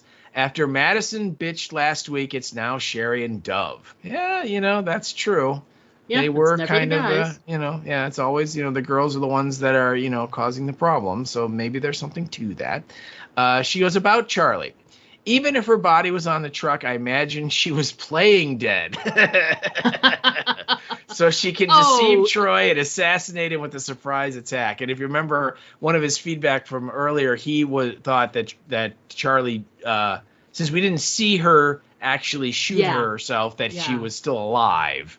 And we kind of said, yeah, you kind of see her hand in the truck with the annual at the end that suggests that's her. And he's like, no, she's faking. Which, considering these writers, I have to say, Andy, I would not put it past them. I agree. So you could totally be right. Totally be right, because we did not see the full body, so you never know, correct. right? Yeah, absolutely. Yeah. He goes on to say, Alicia being the mother of Troy's baby was meant as a joke, but technically it's indeed possible. Yes. Stop it. When Alicia left the group at the beach, Mo was a baby. Now Mo is older than Troy's daughter. Assumed Mo is Dove, and I'm not mixing things up, but why is her name Octavia then? Her name is actually Odessa, I think, in real life. Mo is not Dove. Mo was Ren. Yes, and Mo is gone with Morgan, so we haven't seen her since the last portion of the season. I believe she is currently touring with Ghoulie Grace, if I remember correctly. It was Mo, Ren, and Ghoulie Grace. They were touring. Yes. Right. Yeah. So Dove is like the older kid that was kind of teaching Mo. Remember when Mo had to go and kill the ghoul and she couldn't do it and all that. That was who Dove was. And then it turns out Dove's real non-bird name is Odessa. And he put Octavia, but it's actually Odessa. Yes. But now he goes on to say, now I'm really confused. Yeah, you're not alone, pal. Yeah. He goes, I'm sure, though, that Troy did not kill Alicia. A main character that dies off screen? No chance. True, could be. It could be the big, their big ace in the hole is that they somehow, they put a wheelbarrow full of money in front of ADC and said, come back for one more episode. Maybe. You never know. Yeah. And then he goes on to say, I think Dwight would be welcome in Alexandria. They accepted the barcode girl, so why not Dwight? And that's true, they did. Although, didn't the barcode girl end up getting whacked? She did. Yeah, but she was one of the final survivors of the sanctuary group. So yeah. And then he goes, greetings from Germany. Yeah, that's right. In the horror story one, right? When he digs through the grave and all that stuff. Yeah. See, that was good TV.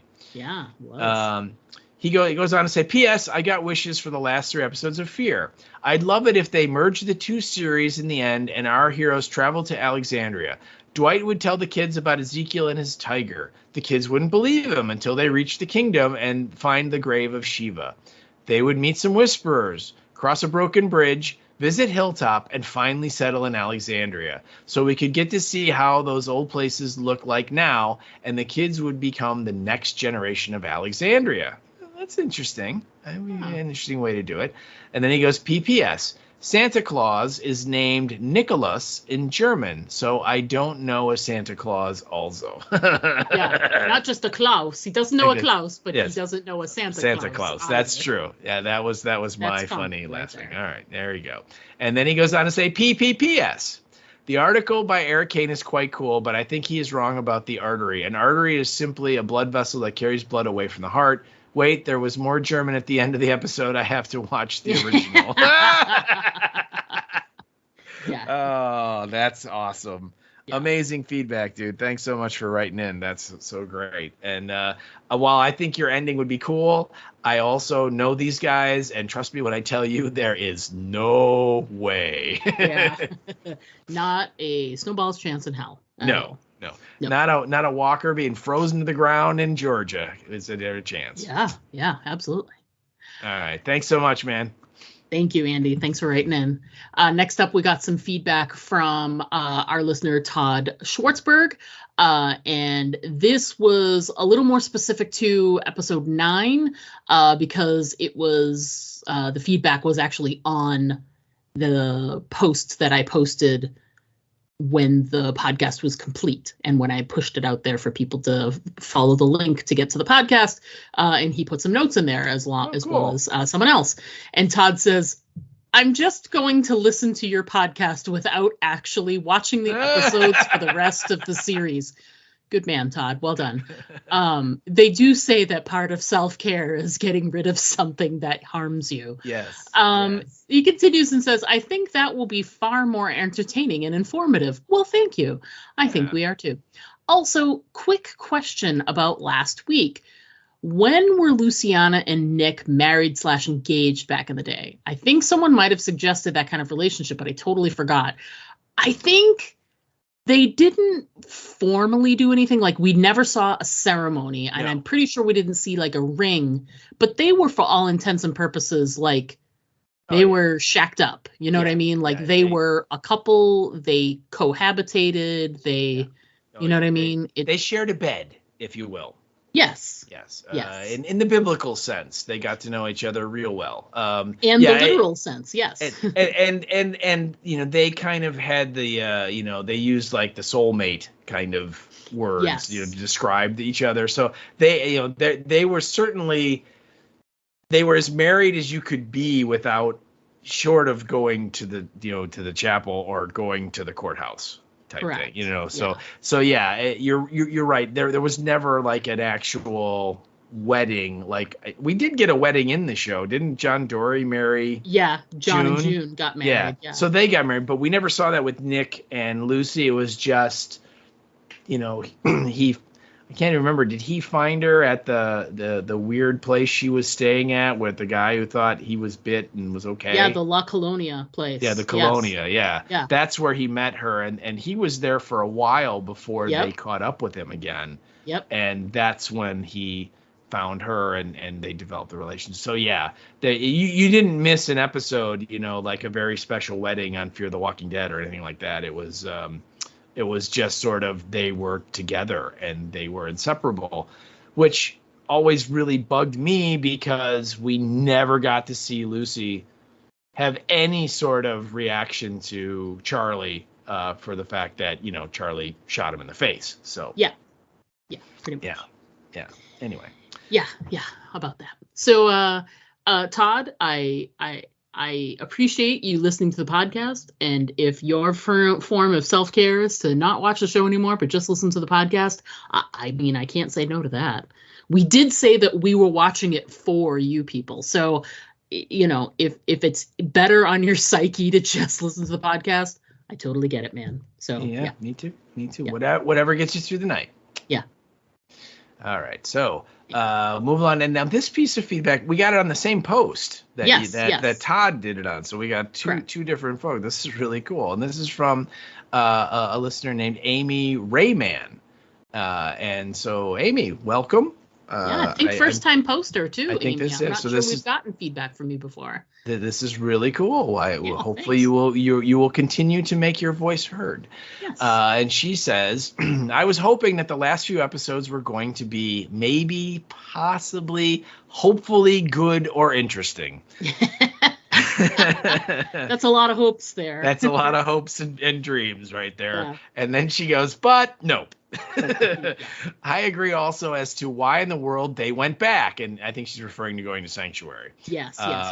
And she goes, and I'm wondering, as we all are, where are they? And then she goes, they seem to be 20 minutes or so from everywhere. It's like, yes, it is. It's crazy. They were in Texas like 2 weeks ago, and now they're 20 minutes away from everywhere. It makes no sense. She goes, thanks for being there to suffer with the rest of us. Sigh. And Amy, thank you so much. It's really cool. Yes. And you're right. It doesn't make any sense. It's just ridiculous. Yeah. It is. Agreed. Thanks for writing in, Amy. I appreciate it. Hopefully we'll hear a little more. Let it out. Like, let us, your frustration with the show. We get it. We're right there with you. We do. So, all right. So just moving on to some feedback we received exclusively for this episode, for episode 10. We head back to the international desk, to our pal Bev. Hey, Bev. Thank you so much for writing in. Hello, Bev. Bev wrote in, as usual, via the email, and she says, hi, guys. Hope you had a good week. Did anyone know what the hell was going on in that episode? Because to me, it made no sense whatsoever, and I doubt in trying to explain it in this email, it will make any sense either. No. No. No. Characters were flip-flopping all over the place. It's all about the girl. Do they give her back to Troy or not? Then Strand takes off her blindfold, and they both swim away. By the way, can no one else swim? Which is true. Like when they were like, we can't go after them. What are we gonna do? What will we do? Could we not do what they just did and swim? Yeah. I was just expecting them to be like, you don't swim, and someone be like, I only dog paddle. Anyway. She continues and says, then the episode becomes kill the girl or save the girl, as they run into Daniel, who last week couldn't stand the sight of them and now suddenly thinks one or both of them has made a deal with Troy, so he'd better go with them. Sigh. There's a lot of sighing. So all of our OG characters take off together to look for Alicia, and I start to think, well, maybe this could be a good episode. They could have ended the show with them finding the body, coming together in their sorrow, before they finally go in their separate ways. Agreed, that would have been interesting. After all, Alicia has been like a daughter to all three of them. And that's, I think she's referring to Strand, Daniel, and Madison. And Madison, yeah. Yeah. But no, Tweedledum makes it all about the girl trying to get revenge on Madison for killing her mother. Does anyone understand how Madison killed the mother and who the hell she actually was? No, I'm pretty sure that's still not very clear. No. But we're also getting the explanation from a kid. Well, remember, Tracy had this weird thing of like, she's dead because she followed your thing of no one's gone till they're gone. And like, Madison even is like, what the hell does that mean? And then she never answered. So yeah, and keep in mind, like, it's already been established in this episode that Troy was clearly feeding her lies about like how these people treated him in the past. So I would assume whatever happened to her mom was also a lie that he told. So whatever it is that she would have said wouldn't have been correct anyway. So maybe there'll be more to learn there. We'll see. Doubtful, but we'll see. Yeah. So yeah, I feel like that wasn't cleared. She continues and says, then Strand, then Strand lets her just run off when he spent the entire episode trying to save her. She's not wrong. Nope. I think this was the worst episode of the entire show. At least previous shit episodes you could follow. Don't even get me started on the mini Alicias. What is the point of bringing them in so late in the season? I will stick out the final 2 episodes just to see how the hell they intend to tie this shit show up. My guess is they'll end on a cliffhanger because why the hell not? And like that. Very like sort of, accepting of her fate. And she says, until next week, Bev, who is now so broken, she won't even tell us what the weather is. I know, she just simply says, Devin. We don't get a weather update? Wow. No. We need to do a wellness check. Yeah, I know. We need to. I mean, we know where she is. So should we just fly and get somewhere in the middle of I think if we just Devon and just yell out, Bev? I think if we just dial like the post office in Devon and say, we need you to go check on Bev, and they'll go, oh, yes, pip, pip. Oh, yes, moment. Off we go. Cheerio. And then they'll let us know. Pip, pip.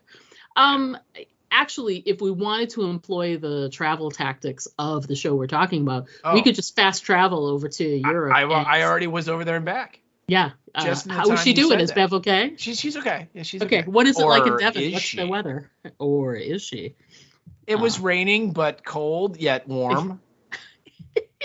It was raining, but a little dry. Yeah. It was cold, but a little warm as well. Yes. So, pretty much whatever you needed to be for your story, it was. So.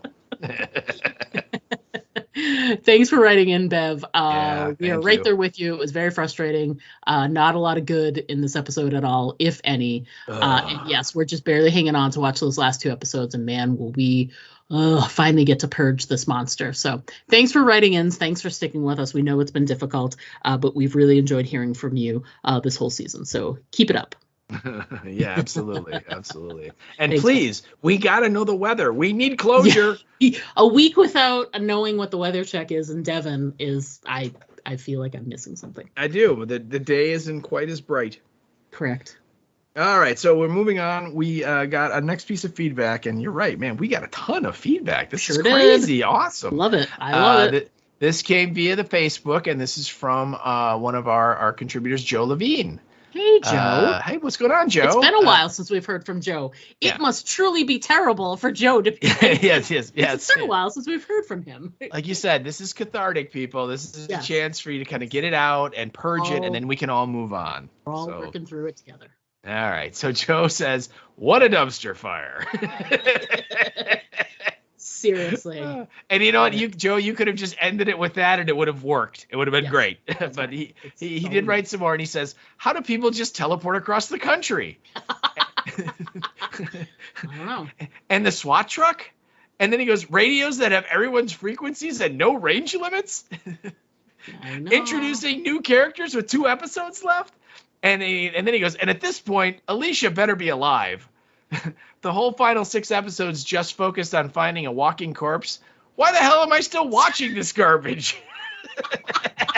Listen, Joe, we ask ourselves that question every time we watch an episode. I text Steve and I'm like, we can't do this. We can't keep doing this. And it's like, we have to sort of talk ourselves into watching the episode, reviewing the episode.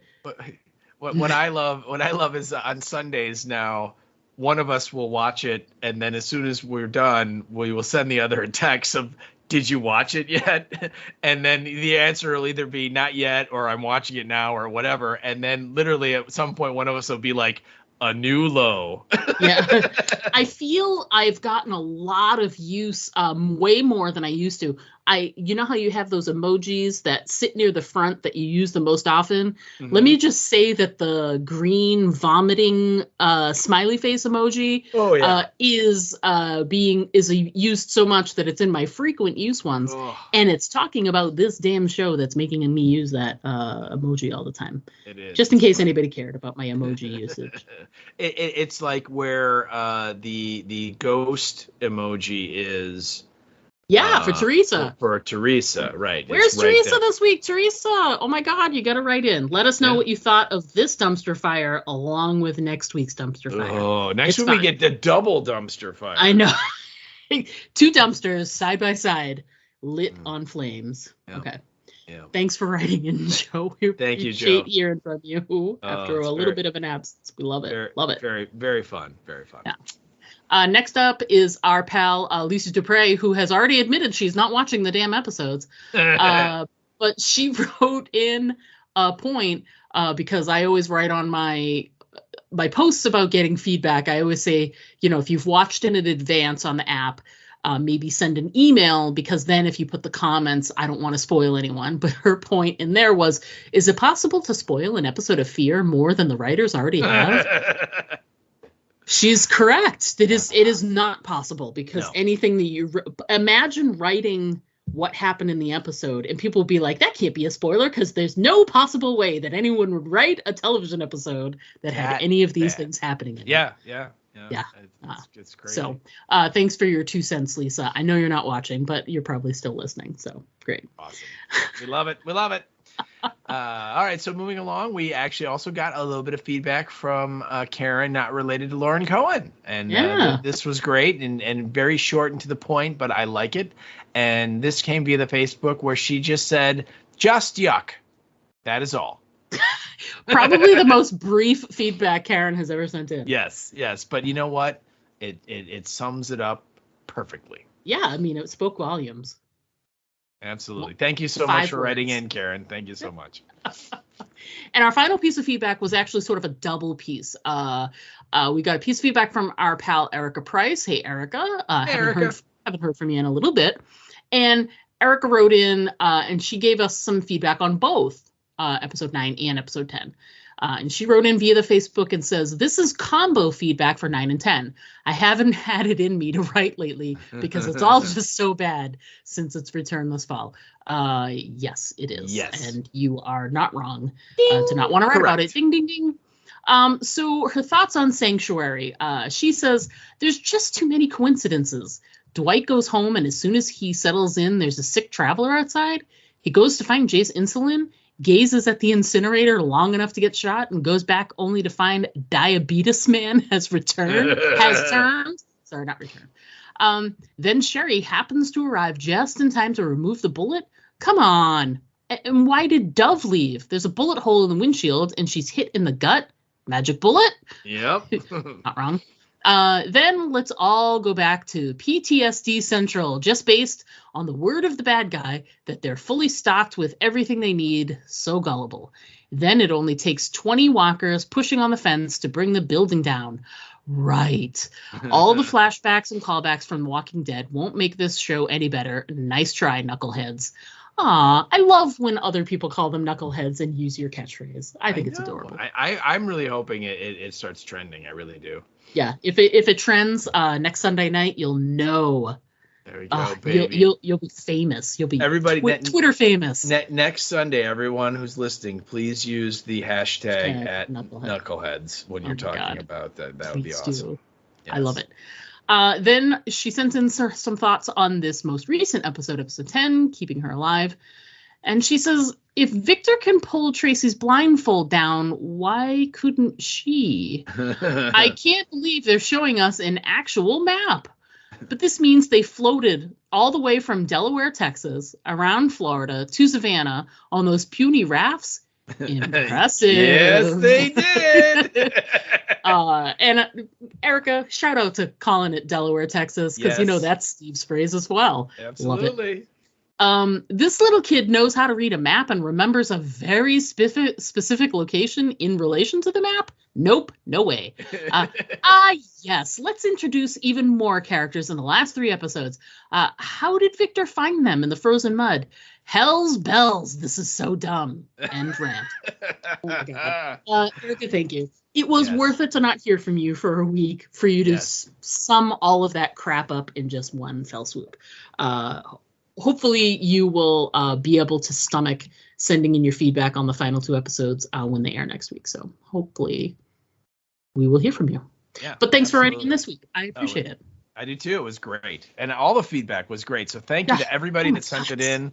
It's so amazing. Every week when I'm like, we can't get more than we got last week, it seems like we do. It's just incredible. So thank you guys so much. Especially, I gotta say, people, send us feedback in when we're watching a show that's fun to talk about. That's a good show. Yeah, I mean, I get it. We're doing the shared trauma thing, which is definitely important. We need to all work through this together for us to come out the other side clean. But please, please, please continue sending in feedback and watching the show when we do something that's, actually worth talking about. We'd love to hear from you. Absolutely. And speaking of hopefully covering better things in the future, coming up on the podcast, it's almost over, people. There's only one more week. That's it. But there's 2 episodes, so, it's not perfect. Back to back. It's like we said, it's a dumpster fire right next to a dumpster fire. And no chance for Glenn to hide underneath. No, because both of the dumpsters are on fire, so he can't. Yep. So for those 2 episodes, we'll get into some more stuff in just a minute, but a reminder, it is a double episode. So they're doing episode 11 and then on episode 12 directly after. Steve and I are busy next week. We're going to talk about more about that in just a second. We're going to the Days of Dead convention. Table that for a moment. So we don't think we would have the time to be able to watch the episodes and also get feedback from you guys and whatever. And this is going to be a lot of shit to mire through. So we're going to give ourselves an extra day. So we're going to record on Tuesday. So give yourself time. If you don't have time to watch both episodes on Sunday, ration it out and watch a little bit on Monday and then send us in your feedback. So you'll have a little bit of time because we need a little bit of time. So there's that. Here's the information that we've received so far about episode 11 and 12, and they have released the episode descriptions, which are very interesting. Mm-hmm. So first up, episode 11, title of the episode is Fighting Like You. And it goes on to the horde, led by Troy, surrounds the wall of Padre. Madison and her people must fight for their survival to save what remains. And I already saw somebody on Twitter, I think it was Sonia, who does recapping for one of the blog websites. And her reaction to that was, and how do you get zombies to surround the walls of an island? Yeah, just curious about those logistics, but whatever, they'll figure it out somehow, and it won't make sense, and that'll be fine because it'll be par for the course. Exactly. But the interesting episode description is the one they released for the absolute finale, the episode 12. Title of the episode is The Road Ahead. And what they've said is, as the series comes to an end, the fate of Padre's survivors seems to rest in the hands of an unexpected hero. So now the Twitterverse is going crazy. Who is the unexpected hero? So obviously it's Heath. No, it's gonna be Sarah and Wendell. They're gonna come in a truck and they're gonna save the day. Oh yeah, and Mo Collins is laughing somewhere, rabbi, going, "No fucking way!" And the rabbi is gonna be sitting in the back. And it'll be the Look at the Flowers gang. Yeah, why not?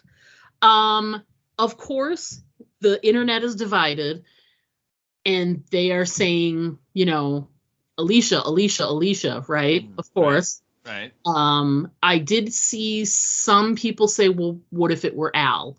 And I'm like, why? Here's the thing, and I'll throw the possibility there. I made that comment earlier about how they just desperately want these shows to connect with other shows. So could Al and Isabel connect Padre in with the Commonwealth? Like if they showed up in the Commonwealth helicopter wearing the gear saying we're here to save you, like would that be so unbelievable? I'm sorry, I take that. Everything is unbelievable, but could the knuckleheads do that? Possible as a way to get Al back on the show. The one that's pissing people off, and the one that honestly seems the most likely, considering that these guys hate killing anybody, is the unexpected hero is Troy. It's unexpected because something's going to happen and he'll change his mind and he'll end up helping. And I think that considering what idiots these writers are, this is the most likely scenario. Don't get me wrong. Does my heart want to see Alicia Debnam Carey? Absolutely. Parts of my body want to see her. Now, of course, there are some funny ones too. People are like, "Oh, it's Travis." And he's back. From the dead. So he fell from the helicopter. He was shot, but he's okay. All right, he's fine. Is it the beer guy? Yeah, he's gone too. There are so many ridiculous things that it could be. Could it be Morgan who shows up to help them? They said that it was Lenny James's last appearance. Yes, they did. And I have a funny feeling that if they said that, Lenny James is like, yeah, man, it's my last fucking appearance. I'm not showing up on that show again. They said that because Lenny James said that. They said, to them.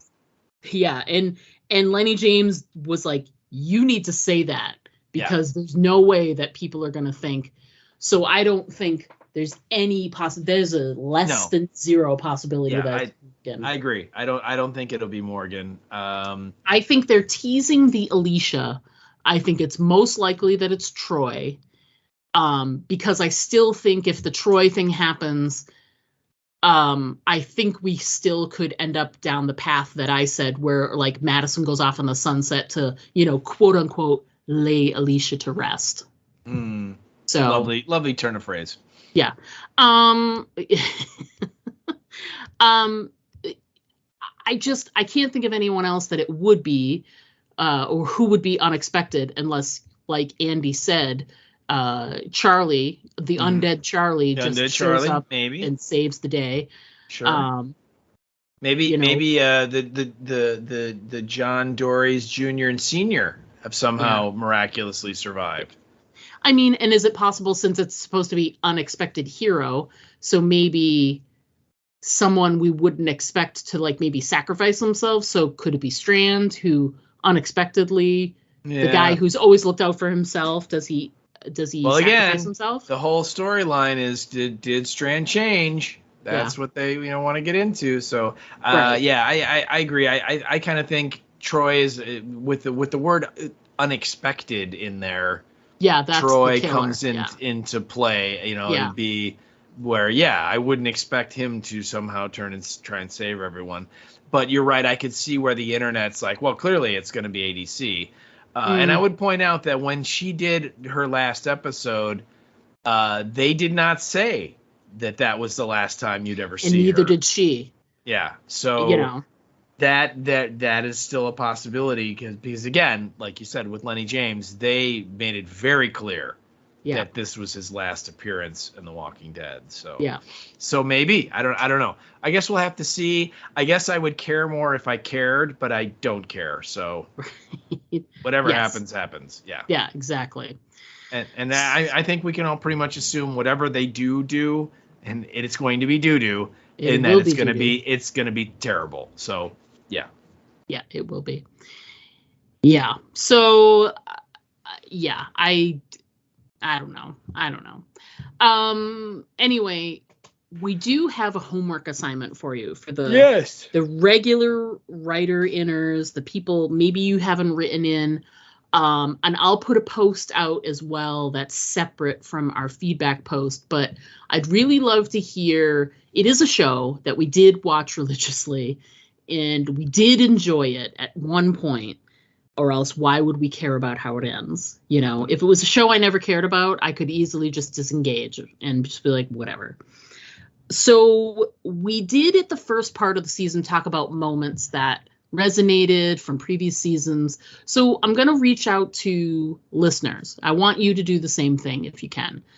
What's a favorite episode, a favorite storyline, a character that always resonated with you, that you always loved, one of the actors that you always thought was great, and, you know, send it in separately, send it in with your feedback. We want to sort of gather some. I think that'd be a nice way to sort of wrap it up, would be this show ended terribly, but when it was good, it had these moments. And this is the reason why people finished off.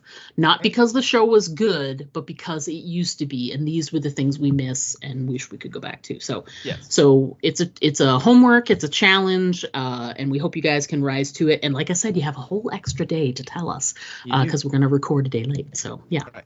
And I think it goes without saying, people, that, okay, let's just keep it real. We already have enough Dakota mentions, so please do not pick Dakota. Okay, we all know where she sits in our hearts. Good, then that's fine, because then I can talk about Ginny and what she really means to me.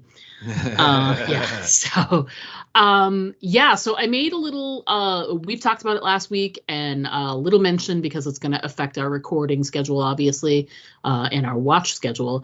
But we are going to Days of the Dead Chicago next weekend. We'll be there all weekend long. There's some great panels that are planned right now. I know I have every intention of going to the Sons of Anarchy on Friday. I think that'll be fun.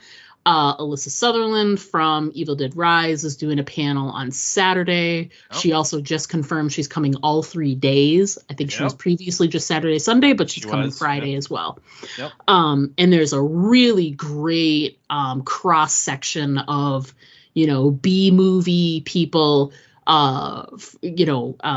mainstream movie people, mainstream television people, etc. You know, and so there's a really, really great cross section of folks. So it's going to be a fun time. We're going to have a blast. So much fun. It's your last chance to do any horror themed Christmas shopping as well. So, you know, spend your money wisely is really the question. If you do attend the convention and you're in the neighborhood, we can also recommend there's housed in the same building as the show is a really great restaurant called Caddyshack's, and we always, whenever we go to a convention that's in that same building or nearby, we always go to dinner. So I was there to dinner one night, and it's owned by Bill Murray and his brothers, and obviously Caddyshack is from the movie, and it's got all kinds of movie posters and memorabilia in it, and all kinds of TVs. It's kind of a little bit of a sports bar in a way. But the food's great. And usually for Days of the Dead, they put together a special menu where they have horror related, stuff, and they make special drinks and so on. You know, they'll have like Freddy's Nightmare, and it'll be some weird thing, and then they'll have special sandwiches and entrees that are all horror themed. So they get into it as well. And it's a really cool place. But the show is going to be, it's at the Crown Plaza in Rosemont, Illinois, and it's very close to the airport. And it's gonna be a really good time. I'm very excited. I'm looking forward to it. So if you attend and maybe you not sure how you would ever meet up with us on the convention floor, I get it. But we are going to dinner Saturday night at Caddyshack. So just look for a table with really, really attractive people with horror t-shirts on. That will be us. You'll be the only ones in there, so you'll be able to tell right away. So there young, fit, attractive. Oh boy, I tell you. Yeah, I mean, I'm barely 22 times 3. So we're excited for that for next weekend. Not excited to watch the final 2 episodes of the show. So we got to have something to look forward to, people, and it's going to be this convention, that's for sure. So absolutely. I don't think we have anything else to chat about. I think we sort of covered everything. That's it. We did it. Stick a fork in it, people. We're done.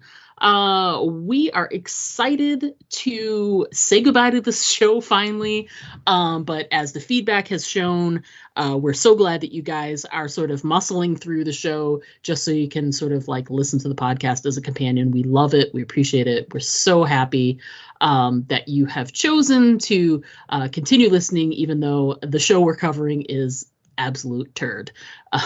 Garbage. Absolute garbage. So the only thing we look forward to is actually doing the recording so that we can put it out there for you guys and talking and getting your feedback. So that part we are looking forward to. So we can't wait to do that next week. But until next week, as always, I'm Diana. And I'm Steve. Bonjour. And don't forget to always aim for the head. That's body shots. They just don't work.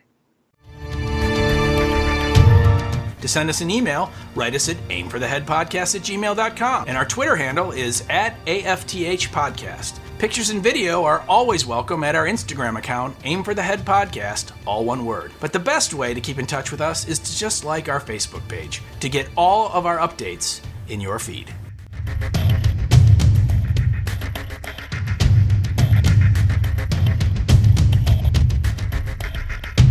I don't actually. All my guys finished yesterday, and so did the one I'm playing. So miraculously, that's the one good thing that happened this week is I smoked the guy I was playing in fantasy this week. There you go. Yeah, it's my first win in like 6 weeks or something. See what happened when the Bears don't play on Sunday? Everybody wins.